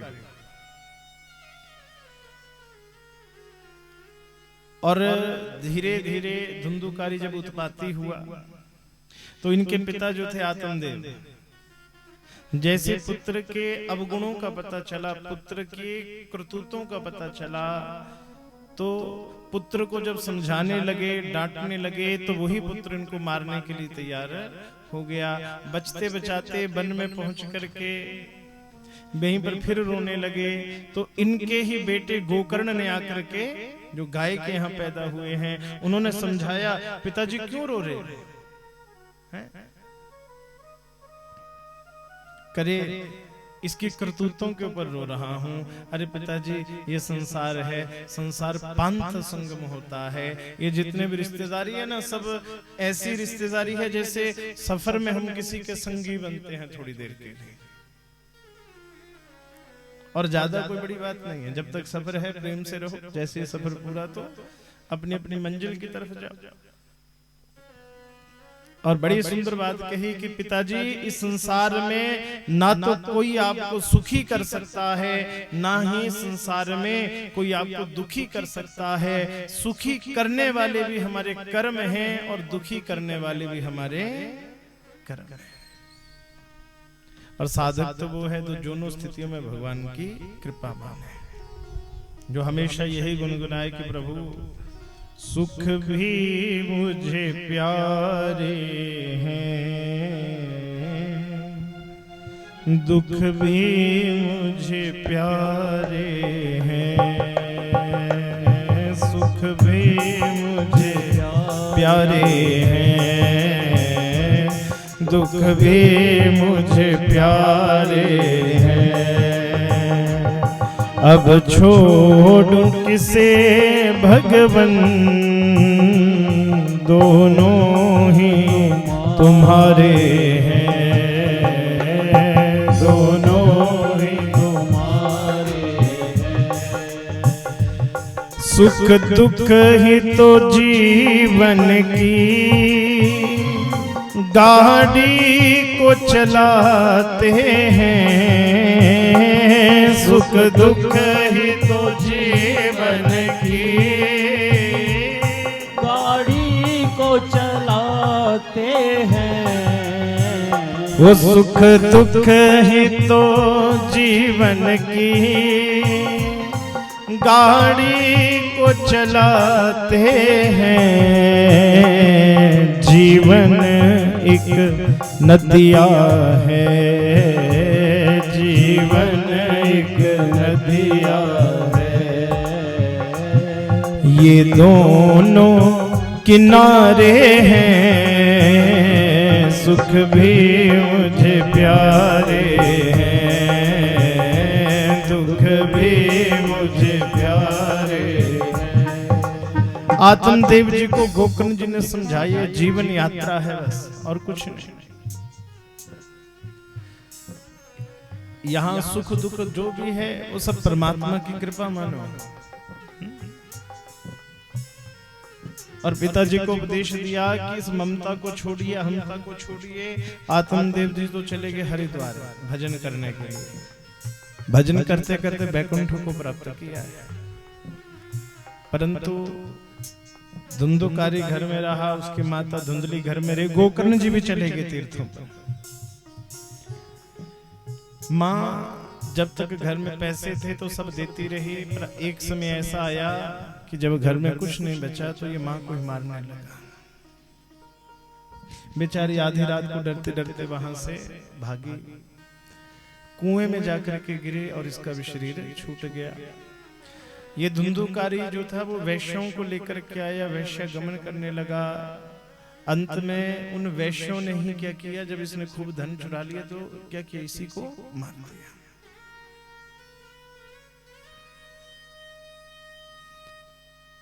क्योंकि उसका कंचन और कामिनी, ये दोनों लोभ ऐसे हैं, इनमें तो भैया व्यक्ति का नाश। मारा और मार करके वहीं दफना दिया। पहले सुनने में लगता था कि ऐसा भी हो सकता है, कि अब नहीं, अब लग रहा है कि नहीं। आजकल जो सुन रहे हैं ना कि भैया फलां जगह पत्नी ने इतने टुकड़े किए, ऐसा किया वैसा किया, तो अब लग रहा है कि नहीं, जो कथाओं में लिखा है कहीं ना कहीं हुआ है। मार करके वहीं दफना दिया। स्वयं कोई पूछता कि स्वामी जी कहाँ गए, तो कमाने गए हैं जरा। स्वयं भी निकल गए थोड़े दिनों में। गांव वालों को पता चला बाद में, तो गोकर्ण जी को सूचना दी। गोकर्ण जी ने उनके लिए तीर्थों में ही शव श्राद्ध इत्यादि किए। पर जब गोकर्ण जी वापस आए तो क्या देखा, धुंधुकारी प्रेत योनि में। तो गोकर्ण जी बड़े दुखी हुए कि सब करने के बाद भी गया श्राद्ध तक किया था, फिर भी नहीं छूटा। कहा भैया बस मुझे छुड़ाओ। सप्ताह वाचनम कुरु, भगवत सूर्य की आज्ञा हुई। गोकर्ण जी, प्रेत योनि से भी छुड़ाने वाला अगर कोई है तो वो भागवत कथा। बोली भागवत भगवान की जय। और देखिए जैसे जैसे ठाकुर जी का ये कृपा से ये कर्म बढ़ता जा रहा है ना, पीछे ये बड़ी सच्ची बात है, भागवत जी प्रेतों को तारते हैं, प्रेतों को तारते हैं। पीछे बड़ी मुझे रात को सोना बड़ा, वो कुछ समय से बड़ा परेशानी हो रही थी। क्यों? सपने में पता नहीं कौन कौन नजर आए, कौन कौन, कोई जाने कोई ना जाने, कोई पहचाने कोई अनपहचाने। तो गुरुजी के पास गए, मैंने कहा गुरुजी बड़े दिनों से दिख रहे हैं लोग, और ऐसा जो मृत है वो ज्यादा दिख रहे हैं। तो गुरुजी हंसते हुए बोले बेटा काम ही ऐसा पकड़ा है, वो तो दिखेंगे दिखेंगे। मैंने कहा हमने कौन सा काम पकड़ा है भैया, भागवत कथा करते हैं। कहा ये जितने भी प्रेत हैं ना, जितने भी प्रेत हैं, पुराने समय में आपने कहावत सुनी होगी, जो भागवत कथा वक्ता थे वो दूल्हे के समान रहते थे, बिल्कुल दायरे में, ना कभी इधर जाते ना उधर जाते। क्यों? प्रेत थोड़े ज्यादा होते थे, और ऐसों को, हम जैसों को प्रेत सबसे पहले पकड़ते हैं। क्यों? कि चलो कथा सुनाओ कहीं जाकर के, और उस कथा सुन करके हमारी भी मुक्ति हो। और ये मैंने अनुभव किया, बहुत सारे कई नजर में आते रहते हैं। तो गुरु जी की आज्ञा है कि बेटा ये सब इसीलिए पीछे पड़े हुए हैं कि कहीं कथा सुनाओ और हमारा भी कल्याण करो। तो धुंधुकारी जो प्रेत योनि में था, उसको लेने के लिए भी साक्षात भगवान के पार्षद आए। धुंधुकारी को मुक्ति हुई है। धन्या भगवती वार्ता प्रेत पीड़ा विनाशिनी सप्ताहो अपि तथा धन्या कृष्ण लोक फल प्रदाह। बोले वृंदावन बिहारी लाल की जय। ऋषियों ने श्री सूर्य जी से कहा कि वही पावन कथा श्रीमद् भागवत कथा अर्थात भगवान की कथा। भागवत कथा का भाव ये नहीं है कि अब परीक्षित को वो सर्पदंश हुआ तो उसके बाद ये कथा, उसके बाद ये कोई नाटक नहीं है कि एक एपिसोड के बाद दूसरा एपिसोड। भागवत कथा का भाव क्या है? ऐसी कथा जिस कथा में हमारे भीतर भगवत जागृति हो जाए। हो सकता है वो एक ही दिन की कथा से हो जाए, हो सकता है वो 7 दिन की कथा से हो जाए, हो सकता है वो 7 बार कथा सुन करके हो जाए, हो सकता है वो 70 बार कथा सुन करके हो सकता है वो 700 बार कथा सुन के भी ना हो। तो वही जागृति का भाव है। धुंधुकारी की मुक्ति हुई। ऋषियों ने पूछा कि महाराज वही कथा हमें सुनाएं, परंतु हाँ श्रीमद् भागवत कथा सुनाने से पहले कथा की विधि हमें बता दें। तो सूर्य जी ने विधि का विधान, जो विधान है वो बताया कि सर्वप्रथम कथा के लिए स्थान कैसा हो, तो एक ही भाव कहा गया, सबके लिए उचित व्यवस्था बैठने की हो जाए। निमंत्रण का बड़ा विशेष बल दिया भागवत जी में। निमंत्रण कैसे देना चाहिए? हर व्यक्ति को निमंत्रित करना चाहिए।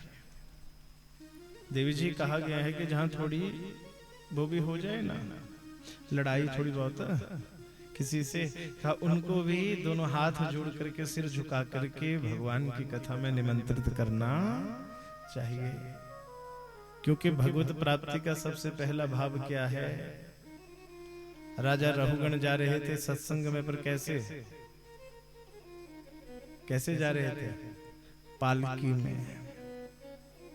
जड़ भरत जी ने जो उनको उपदेश दिया था, राजन सिर झुकाने से बात बनती है, मैं मिटाने से बात बनती है कि अपना स्वर जोड़ कर तेरे स्वर में, अपना स्वर जोड़ कर तेरे स्वर में, स्वर मिलाने से बात बनती है, स्वर मिलाने से बात बनती है।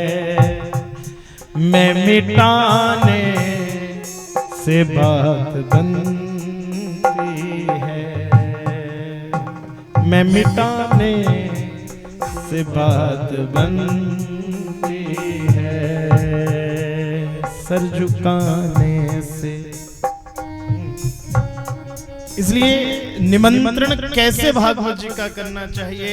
सिर झुका करके सबको निमंत्रित करना चाहिए। तीसरा जोर डाला गया, वक्ता कैसा होना चाहिए। बोली राधे, अब तो बुला ही लिया, जिस विषय में क्या बताऊं ज्यादा, आपने तो बुला ही लिया। चलो कल को कहीं किसी का भाव बने तो वक्ता कैसा हो, तो वक्ता के लिए सबसे पहला भाव लिखा गया विरक्त होना चाहिए। क्या होना चाहिए? जोर से बोलिए, विरक्त। अब विरक्त शब्द का अर्थ कई लोग लेते हैं कि भैया सन्यासी को कहा गया है। यहां लिखा गया विरक्तो हो वैष्णवो विप्रो, वेद शास्त्र विशुद्धि कृता, दृष्टांत कुशलो धीरो वक्ता कार्योति निस्पृहा। भाव क्या है? पहला भाव विरक्त हो। अब विरक्त शब्द का अर्थ क्या है? का जिसमें हमेशा भगवत चिंतन जो करता रहे, भगवत चिंतन में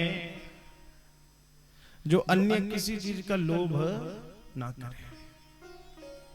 पूरी भागवत कथा में ना अनेक महात्मा ऐसे हुए जो सन्यासी थे, उनके लिए भी विरक्त शब्द का प्रयोग नहीं किया गया। पूरी भागवत जी में अगर विरक्त शब्द का प्रयोग किसी के लिए किया गया तो कृष्णस्य आसीत सखा कश्चिद ब्राह्मणो ब्रह्म वित्तमाः विरक्ताः इंद्रियार्थेषु प्रशातात्मा जितेन्द्रियाः। पूरे भागवत जी में अगर विरक्त शब्द किसी के लिए प्रयोग किया गया है तो वह है श्री सुदामा जी। किसके लिए? सुदामा जी के लिए। अच्छा, सुदामा जी गृहस्थी थे कि सन्यासी थे? गृहस्थी थे।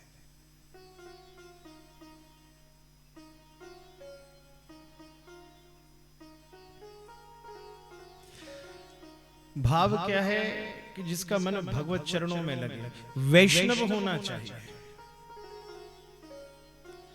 वैष्णव परंपरा से दीक्षित होना चाहिए। समझ रहे? वैष्णव का भाव क्या है? एक वैष्णव गुरु वैष्णव परंपरा से ही उसकी दीक्षा हुई। अब धीरे धीरे ना हम अपनी परंपरा का भी हमें पता नहीं है। संतों में भी अनेक परंपराएं, ये जो कभी कभी थोड़ा थोड़ा ज्ञान का वो बिगड़ता है ना, कि एक कहता है दाएं चलो, दूसरा कहता है बाएं चलो। इसका कारण कोई और नहीं है, इसका कारण यही है कि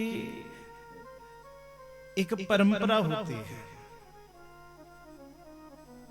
और भागवत जी में, श्री भक्तमाल जी में, श्री महापुराण में, अन्य अनेक पुराणों में बार बार कहा गया है कि इस विषय में बाद में एक दिन खूब चर्चा करेंगे।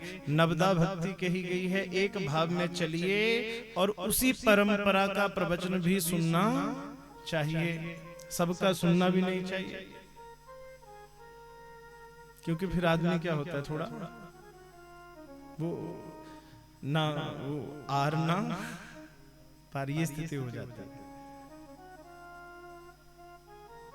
वैष्णव परंपरा से हो, विप्र हो, ब्राह्मण हो, वेद शास्त्र विशुद्धिकृत, वेद और शास्त्र का ज्ञाता होना चाहिए, वेद शास्त्र को जानने वाला होना चाहिए। और एक शब्द लिखा प्रभु जी हम विशुद्धिकृत का, कोई शब्द गलत भी है तो उसको शुद्ध करने वाला होना चाहिए। अर्थात केवल प्रिंटिंग में गलती हो जाती है ना। एक आपको वो बताऊं, मैंने हुआ तो नहीं मेरे साथ, पर मैंने सुना था किसी से कि एक बार एक पंडित जी के घर में ना, अब एक कोई व्यक्ति आया कि पंडित जी घर में श्राद्ध करवाना है। तो उस समय पंडित जी तो घर में थे नहीं, पर पंडित जी का भाई था जो अभी अभी रिटायर होकर के किसी और कार्य से आया था। तो उसने कहा ठीक है मैं करवा दूंगा।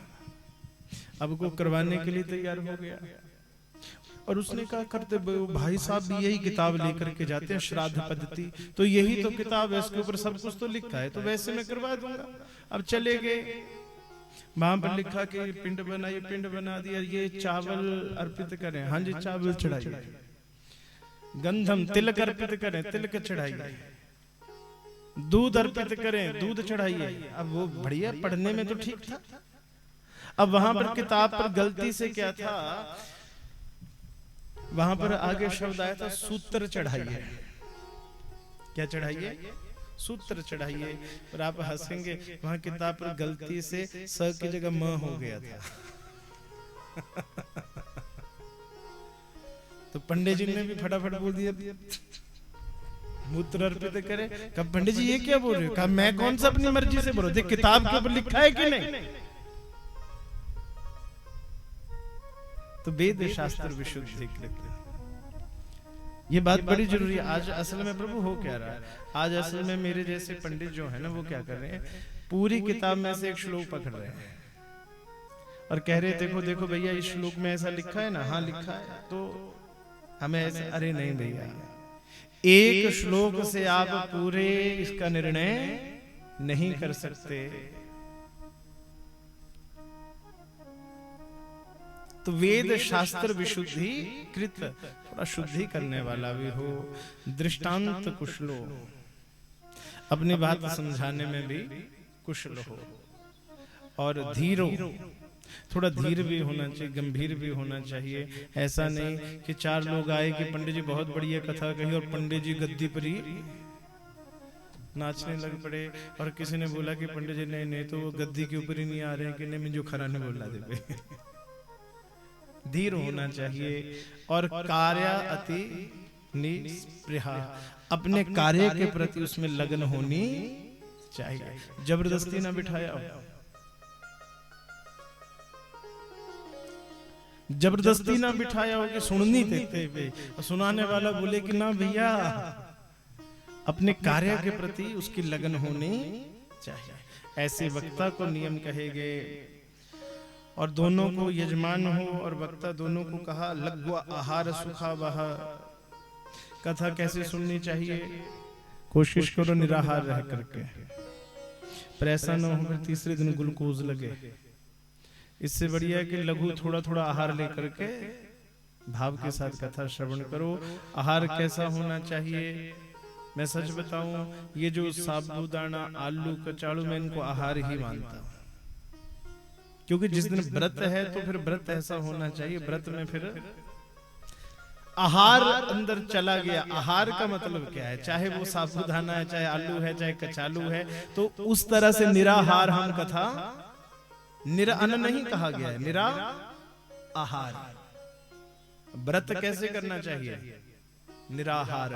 अब निराहार का मतलब क्या है, आहार कुछ जाना ही नहीं चाहिए, उसको व्रत बोलते हैं। तो वैसा व्रत मुझे नहीं लगता कि हमसे एकादशी इत्यादि हो जाए, वही बड़ी कृपा है।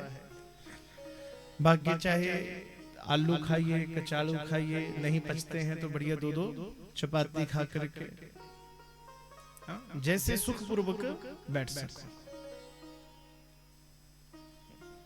एक बार हमारे साथ ढोलक पे एक पंडित जी आए, कहा ना ना महाराज बाकी गला मैं सवेरे खांदा परौंठे। अब सच माने भैया रोज बाजार जाना पड़े उसके पीछे क्यों? हमारे यहाँ परंपरा है कि वो आलू के चावल थे, वो तो मैंने नहीं खाने। मैंने कहा भैया ये ले पैसे, ये है स्कूटी, चला जाए। अब तेरे पीछे नियम तो नहीं बदल सकता। तो पर आहार कैसा हो जो शरीर के लिए उचित हो, और भोजन कैसा हो, सात्विक हो, ज्यादा मिर्च मसाला इत्यादि ना हो। और नित्य जब कथा शुरू करें तो सबसे पहले भगवान की पूजा, ठाकुर जी की नित्य पूजा हो।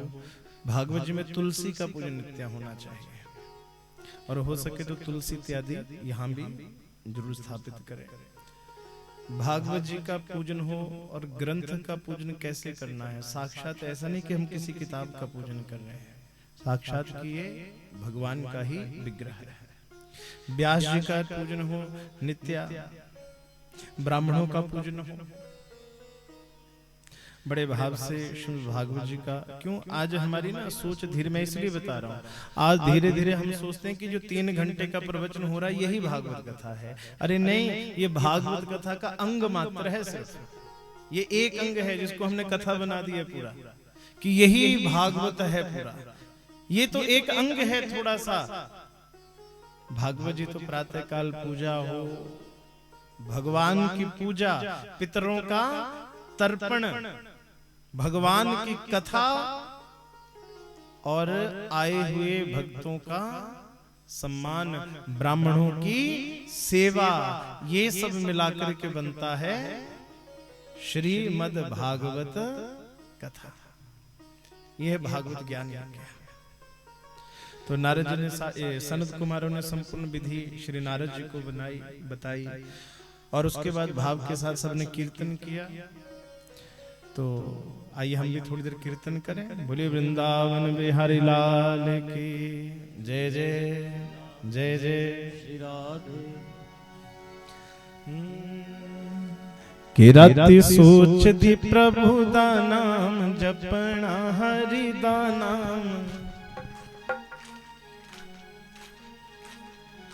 राति सोच दी प्रभु दा नाम, जपना हरि दा नाम। जपना सवेरे उठ पुली हो जांदी। राति सोच दी प्रभु दा नाम, जपना हरि दा नाम। जपना सवेरे उठ पुली हो जांदी।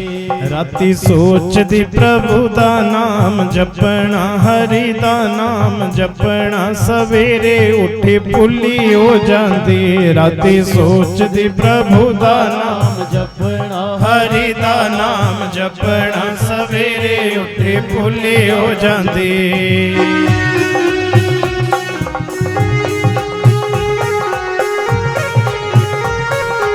जय जय श्री राधे।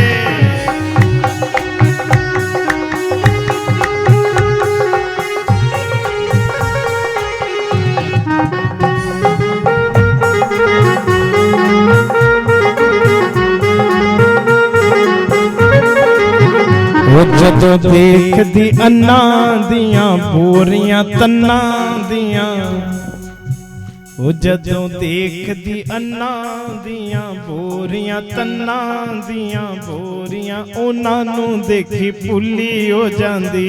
जदों देख दी अन्ना दियां बोरियां तन्ना दियां। उन्हां नूं देखी पुली हो जांदी। ओ राती सोच दी प्रभु दा नाम, जपना हरि दा नाम। जपना सवेरे उठी पुली हो जांदी। राती सोच दी प्रभु दा नाम, जपना हरि दा नाम। जपना सवेरे उठी पुली हो जांदी। दोनों हाथ खोल के जरा जय जय श्री राधे।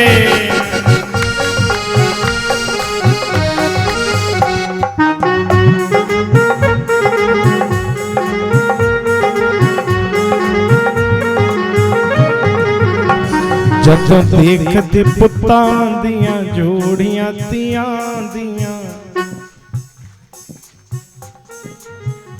जदों देखदी पुत्तां दियां तियां दियां। उन्हां नूं देखी ओ राती सोचदी प्रभु दा नाम, जपना हरि दा नाम। जपना पुली हो जांदी। राती सोच दी प्रभु दा नाम जपना हरि दा नाम जपना सवेरे उठ भुल्ली हो जांदी।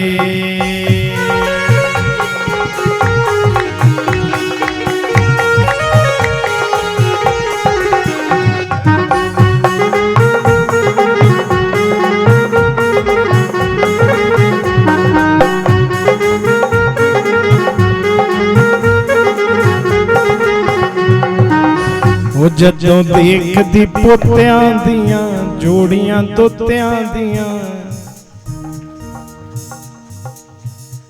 राती देखदी वो जदों देखदी पोतियां दियां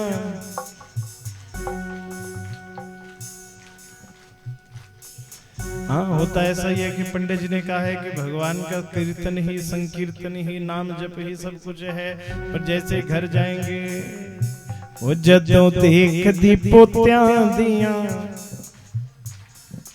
ये मैंने बड़ा विचित्र देखा, जो तीसरी पीढ़ी होती है ना उसके साथ संबंध अपने आप ही बन जाता है। सबसे ज्यादा संबंध किसका होता है घर में? हाँ दादा और हाँ? अब पोते पोतियां तो बड़े चालाक होते हैं, वो इसलिए ज्यादा संबंध बनाते हैं क्योंकि जब माता पिता से उनको पढ़ती है ना तो वो सोचते हैं ऐसा कौन है जो इनको भी, जो हमें डांटने वालों को भी डांट सके। ऐसा घर में कौन है? ये बड़े चालाक होते हैं, ये पूरा कैलकुलेशन करते हैं कि ऐसा कौन है, मम्मी मुझे डांट रही है तो ऐसा कौन है जो मम्मी को भी डांट रहे, पापा मुझे डांट रहे तो ऐसा कौन है घर में जो पापा को भी डांट ले। फिर देखते हैं दादा दादी और नाना नाना। जदों देखदी पोतियां दियां जोड़ियां पोतियां दियां जोड़ियां उन्हां नूं देखी भुल्ली हो जांदी। जदों देखदी पोतियां दियां जोड़ियां उन्हां नूं देखी भुल्ली हो जांदी। राती सोचदी प्रभु दा नाम जपना हरि दा नाम जपना सवेरे उठी भुल्ली हो जांदी। राती सोचदी प्रभु दा नाम जपना हरि दा नाम जपना उन्हां नूं देखी भुल्ली हो जांदी। राती सोचदी प्रभु दा नाम जपना हरि दा नाम जपना सवेरे उठी भुल्ली हो जांदी। राती सोचदी प्रभु दा नाम जपना हरि दा नाम जपना सवेरे उठी भुल्ली हो जांदी। राती सोचदी प्रभु दा नाम जपना हरि दा नाम जपना सवेरे उठी भुल्ली हो जांदी। राती सोचदी प्रभु दा नाम जपना हरि दा नाम जपना सवेरे उठी भुल्ली हो जांदी। राती सोचदी प्रभु दा नाम जपना हरि दा नाम जपना सवेरे उठी भुल्ली हो जांदी। बोलिए वृंदावन बिहारी लाल की, श्रीमद् भागवत भगवान की। तो ये श्रीमद् भागवत जी का महात्म्य और यहाँ से प्रारंभ होता है श्रीमद् भागवत जी का परम पावन आख्यान जो श्री वेद व्यास जी द्वारा विरचित है। उन्होंने श्री सुखदेव बाबा जी को सुनाया, सुखदेव जी ने परीक्षित को सुनाया है। तो ये हम कल की कथा में सुनेंगे। आज की कथा को यही विश्राम देते हैं। बोलिए आज के आनंद की। और कल से कथा का समय रहेगा ठीक 12 बजे से 3 बजे तक। ठीक है जी, ठीक है जी। 12 से 3 ये बस ताज कल आवाज नहीं ना 12 ना 3 ना।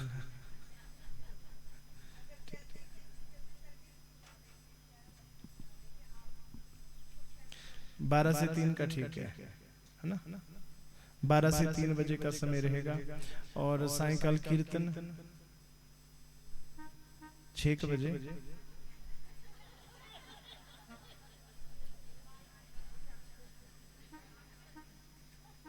तभी तो मैंने पूछा, मुझे पता भी पंडित कथा जल्दी मर्जी सुनाए तो है कुछ नहीं है, 10 मिनट सोना ही आई के फिर कीर्तन टाइम बंद होने चाहिए।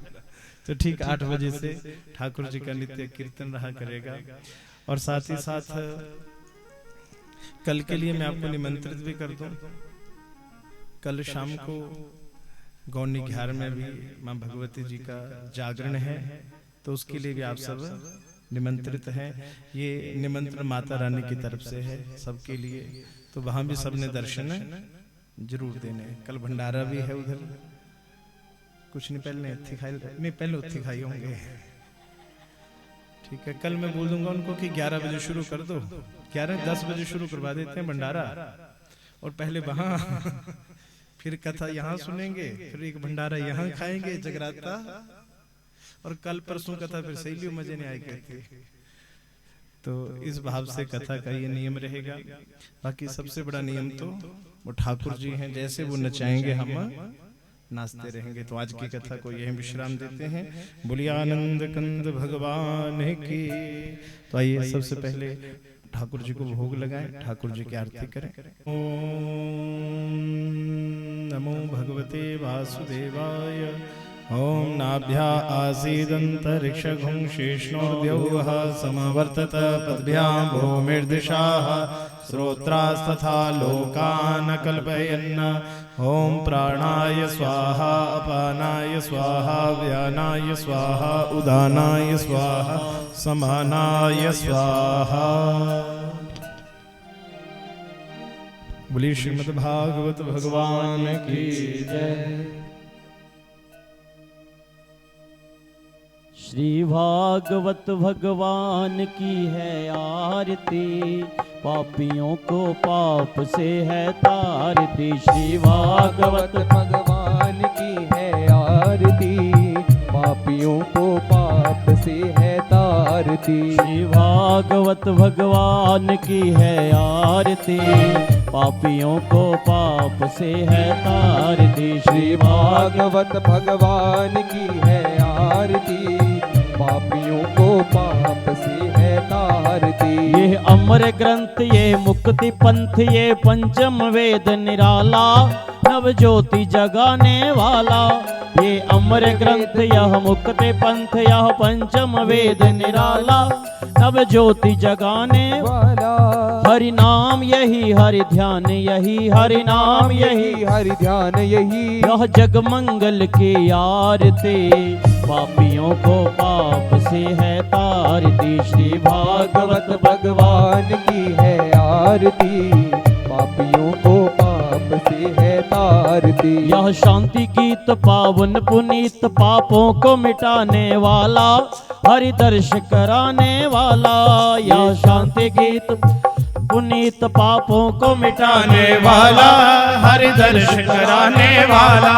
यह सुख करणी या दुख हरणी, या सुख करणी या दुख हरणी। यह मधुसूदन जी की आरती, पापियों को पाप से है तारती। श्री भागवत भगवान की है आरती, पापियों को पाप से है तारती। यह मधुर बोल जगवंत खोल, सन्मार्ग बताने वाला, बिगड़ी को बनाने वाला। यह मधुर बोल जगवंत खोल, सन्मार्ग बताने वाला, बिगड़ी को बनाने वाला। श्री राम यही घनश्याम यही, श्री राम यही घनश्याम यही। यह प्रभु महिमा की आरती, पापियों को पाप से है तारती। श्री भागवत भगवान की है आरती, पापियों को पाप से है तारती। भागवत भगवान की है आरती, पापियों को पाप से है तारती। भागवत भगवान की है आरती, पापियों को पाप से है तारती। ओम कर्पूर गौरम करुणावतारम संसार सारम भुजगेन्द्रहारम सदा वसन्तं हृदयारविन्दे भवं भवानी सहितं नमामि। त्वमेव माता च पिता त्वमेव, त्वमेव बन्धो च सखा त्वमेव, त्वमेव विद्या द्रविणं त्वमेव, त्वमेव सर्वं मम देव देव। अच्युतं केशवं रामनारायणं कृष्ण दामोदरं वासुदेवं हरि श्रीधरं माधवं गोपिका वल्लभं जानकी नायकम श्री रामचंद्रम भजे, राधिका नायकम श्री कृष्ण चंद्रम भजे, पार्वती नायकम श्री भालचंद्रम भजे। चलिए माथा टेकते जाइए, सभी अपने अपने हाथ खुले करेंगे। ये जो अभिषेक का जल आपके हाथों के ऊपर गिरेगा, दो हाथ मड़के मुंह को लगाइएगा।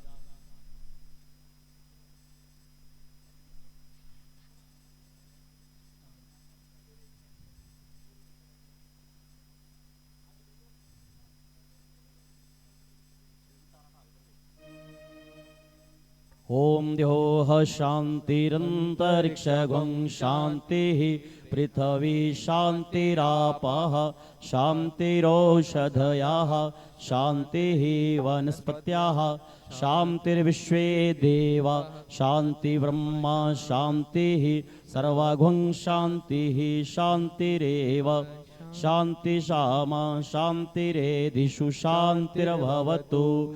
ओम सर्वे भवन्तु सुखिना, सर्वे सन्तु निरामया, सर्वे भद्राणि पश्यन्तु, मा कश्चित् दुःख भाग् भवेत्। ओम शांति ही शांति ही शांति ही।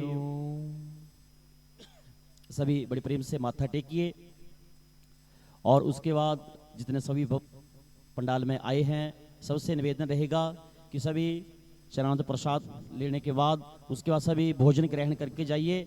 सबके लिए लंगर प्रसाद की व्यवस्था है। बोले गणपति भगवान की जय, शंकर भोलेनाथ की जय, जगदम्बा मैया की जय, अपने अपने गुरु महाराज की जय, धर्म की जय। जय धर्म हो, का विनाश हो, प्राणियों में सद्भावना विश्व हो, का कल्याण हो, हरि नाम संकीर्तन का प्रचार हो, गौ माता की सेवा हो, भारत माता की जय हो, जगदिया जोता बड़ी माता तेरी सदा ही जय। ओम नमः पार्वती पतये हर हर महादेव शंभो तेरी सदा ही जय।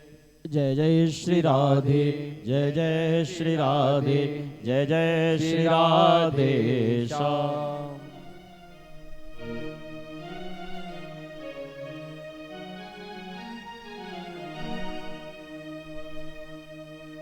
बोलिए राधे श्याम भगवान की जय।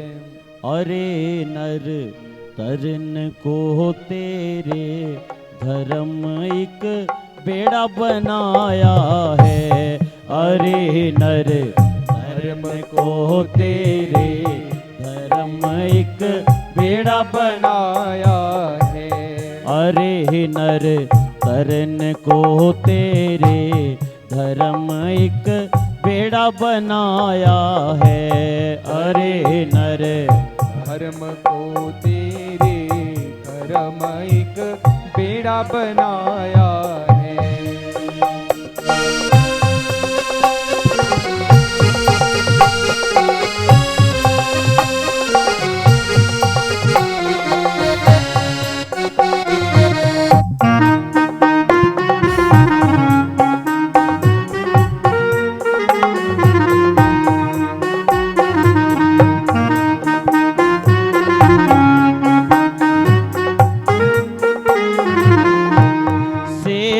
के शीश पर धरती धर्म के आसरे अटकी। शेष के शीश पर धरती धर्म के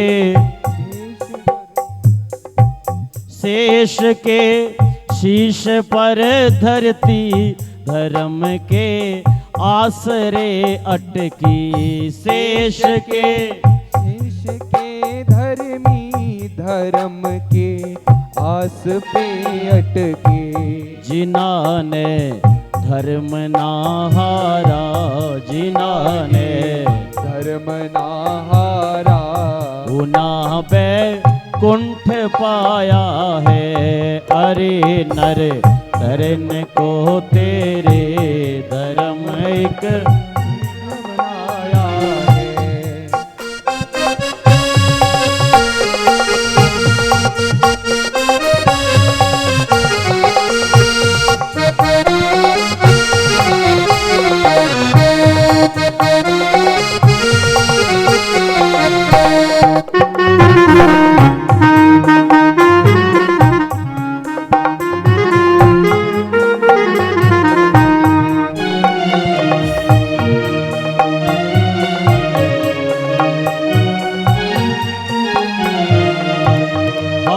हरिश्चंद्र धर्म ना हारा, बेच दिए पुत्र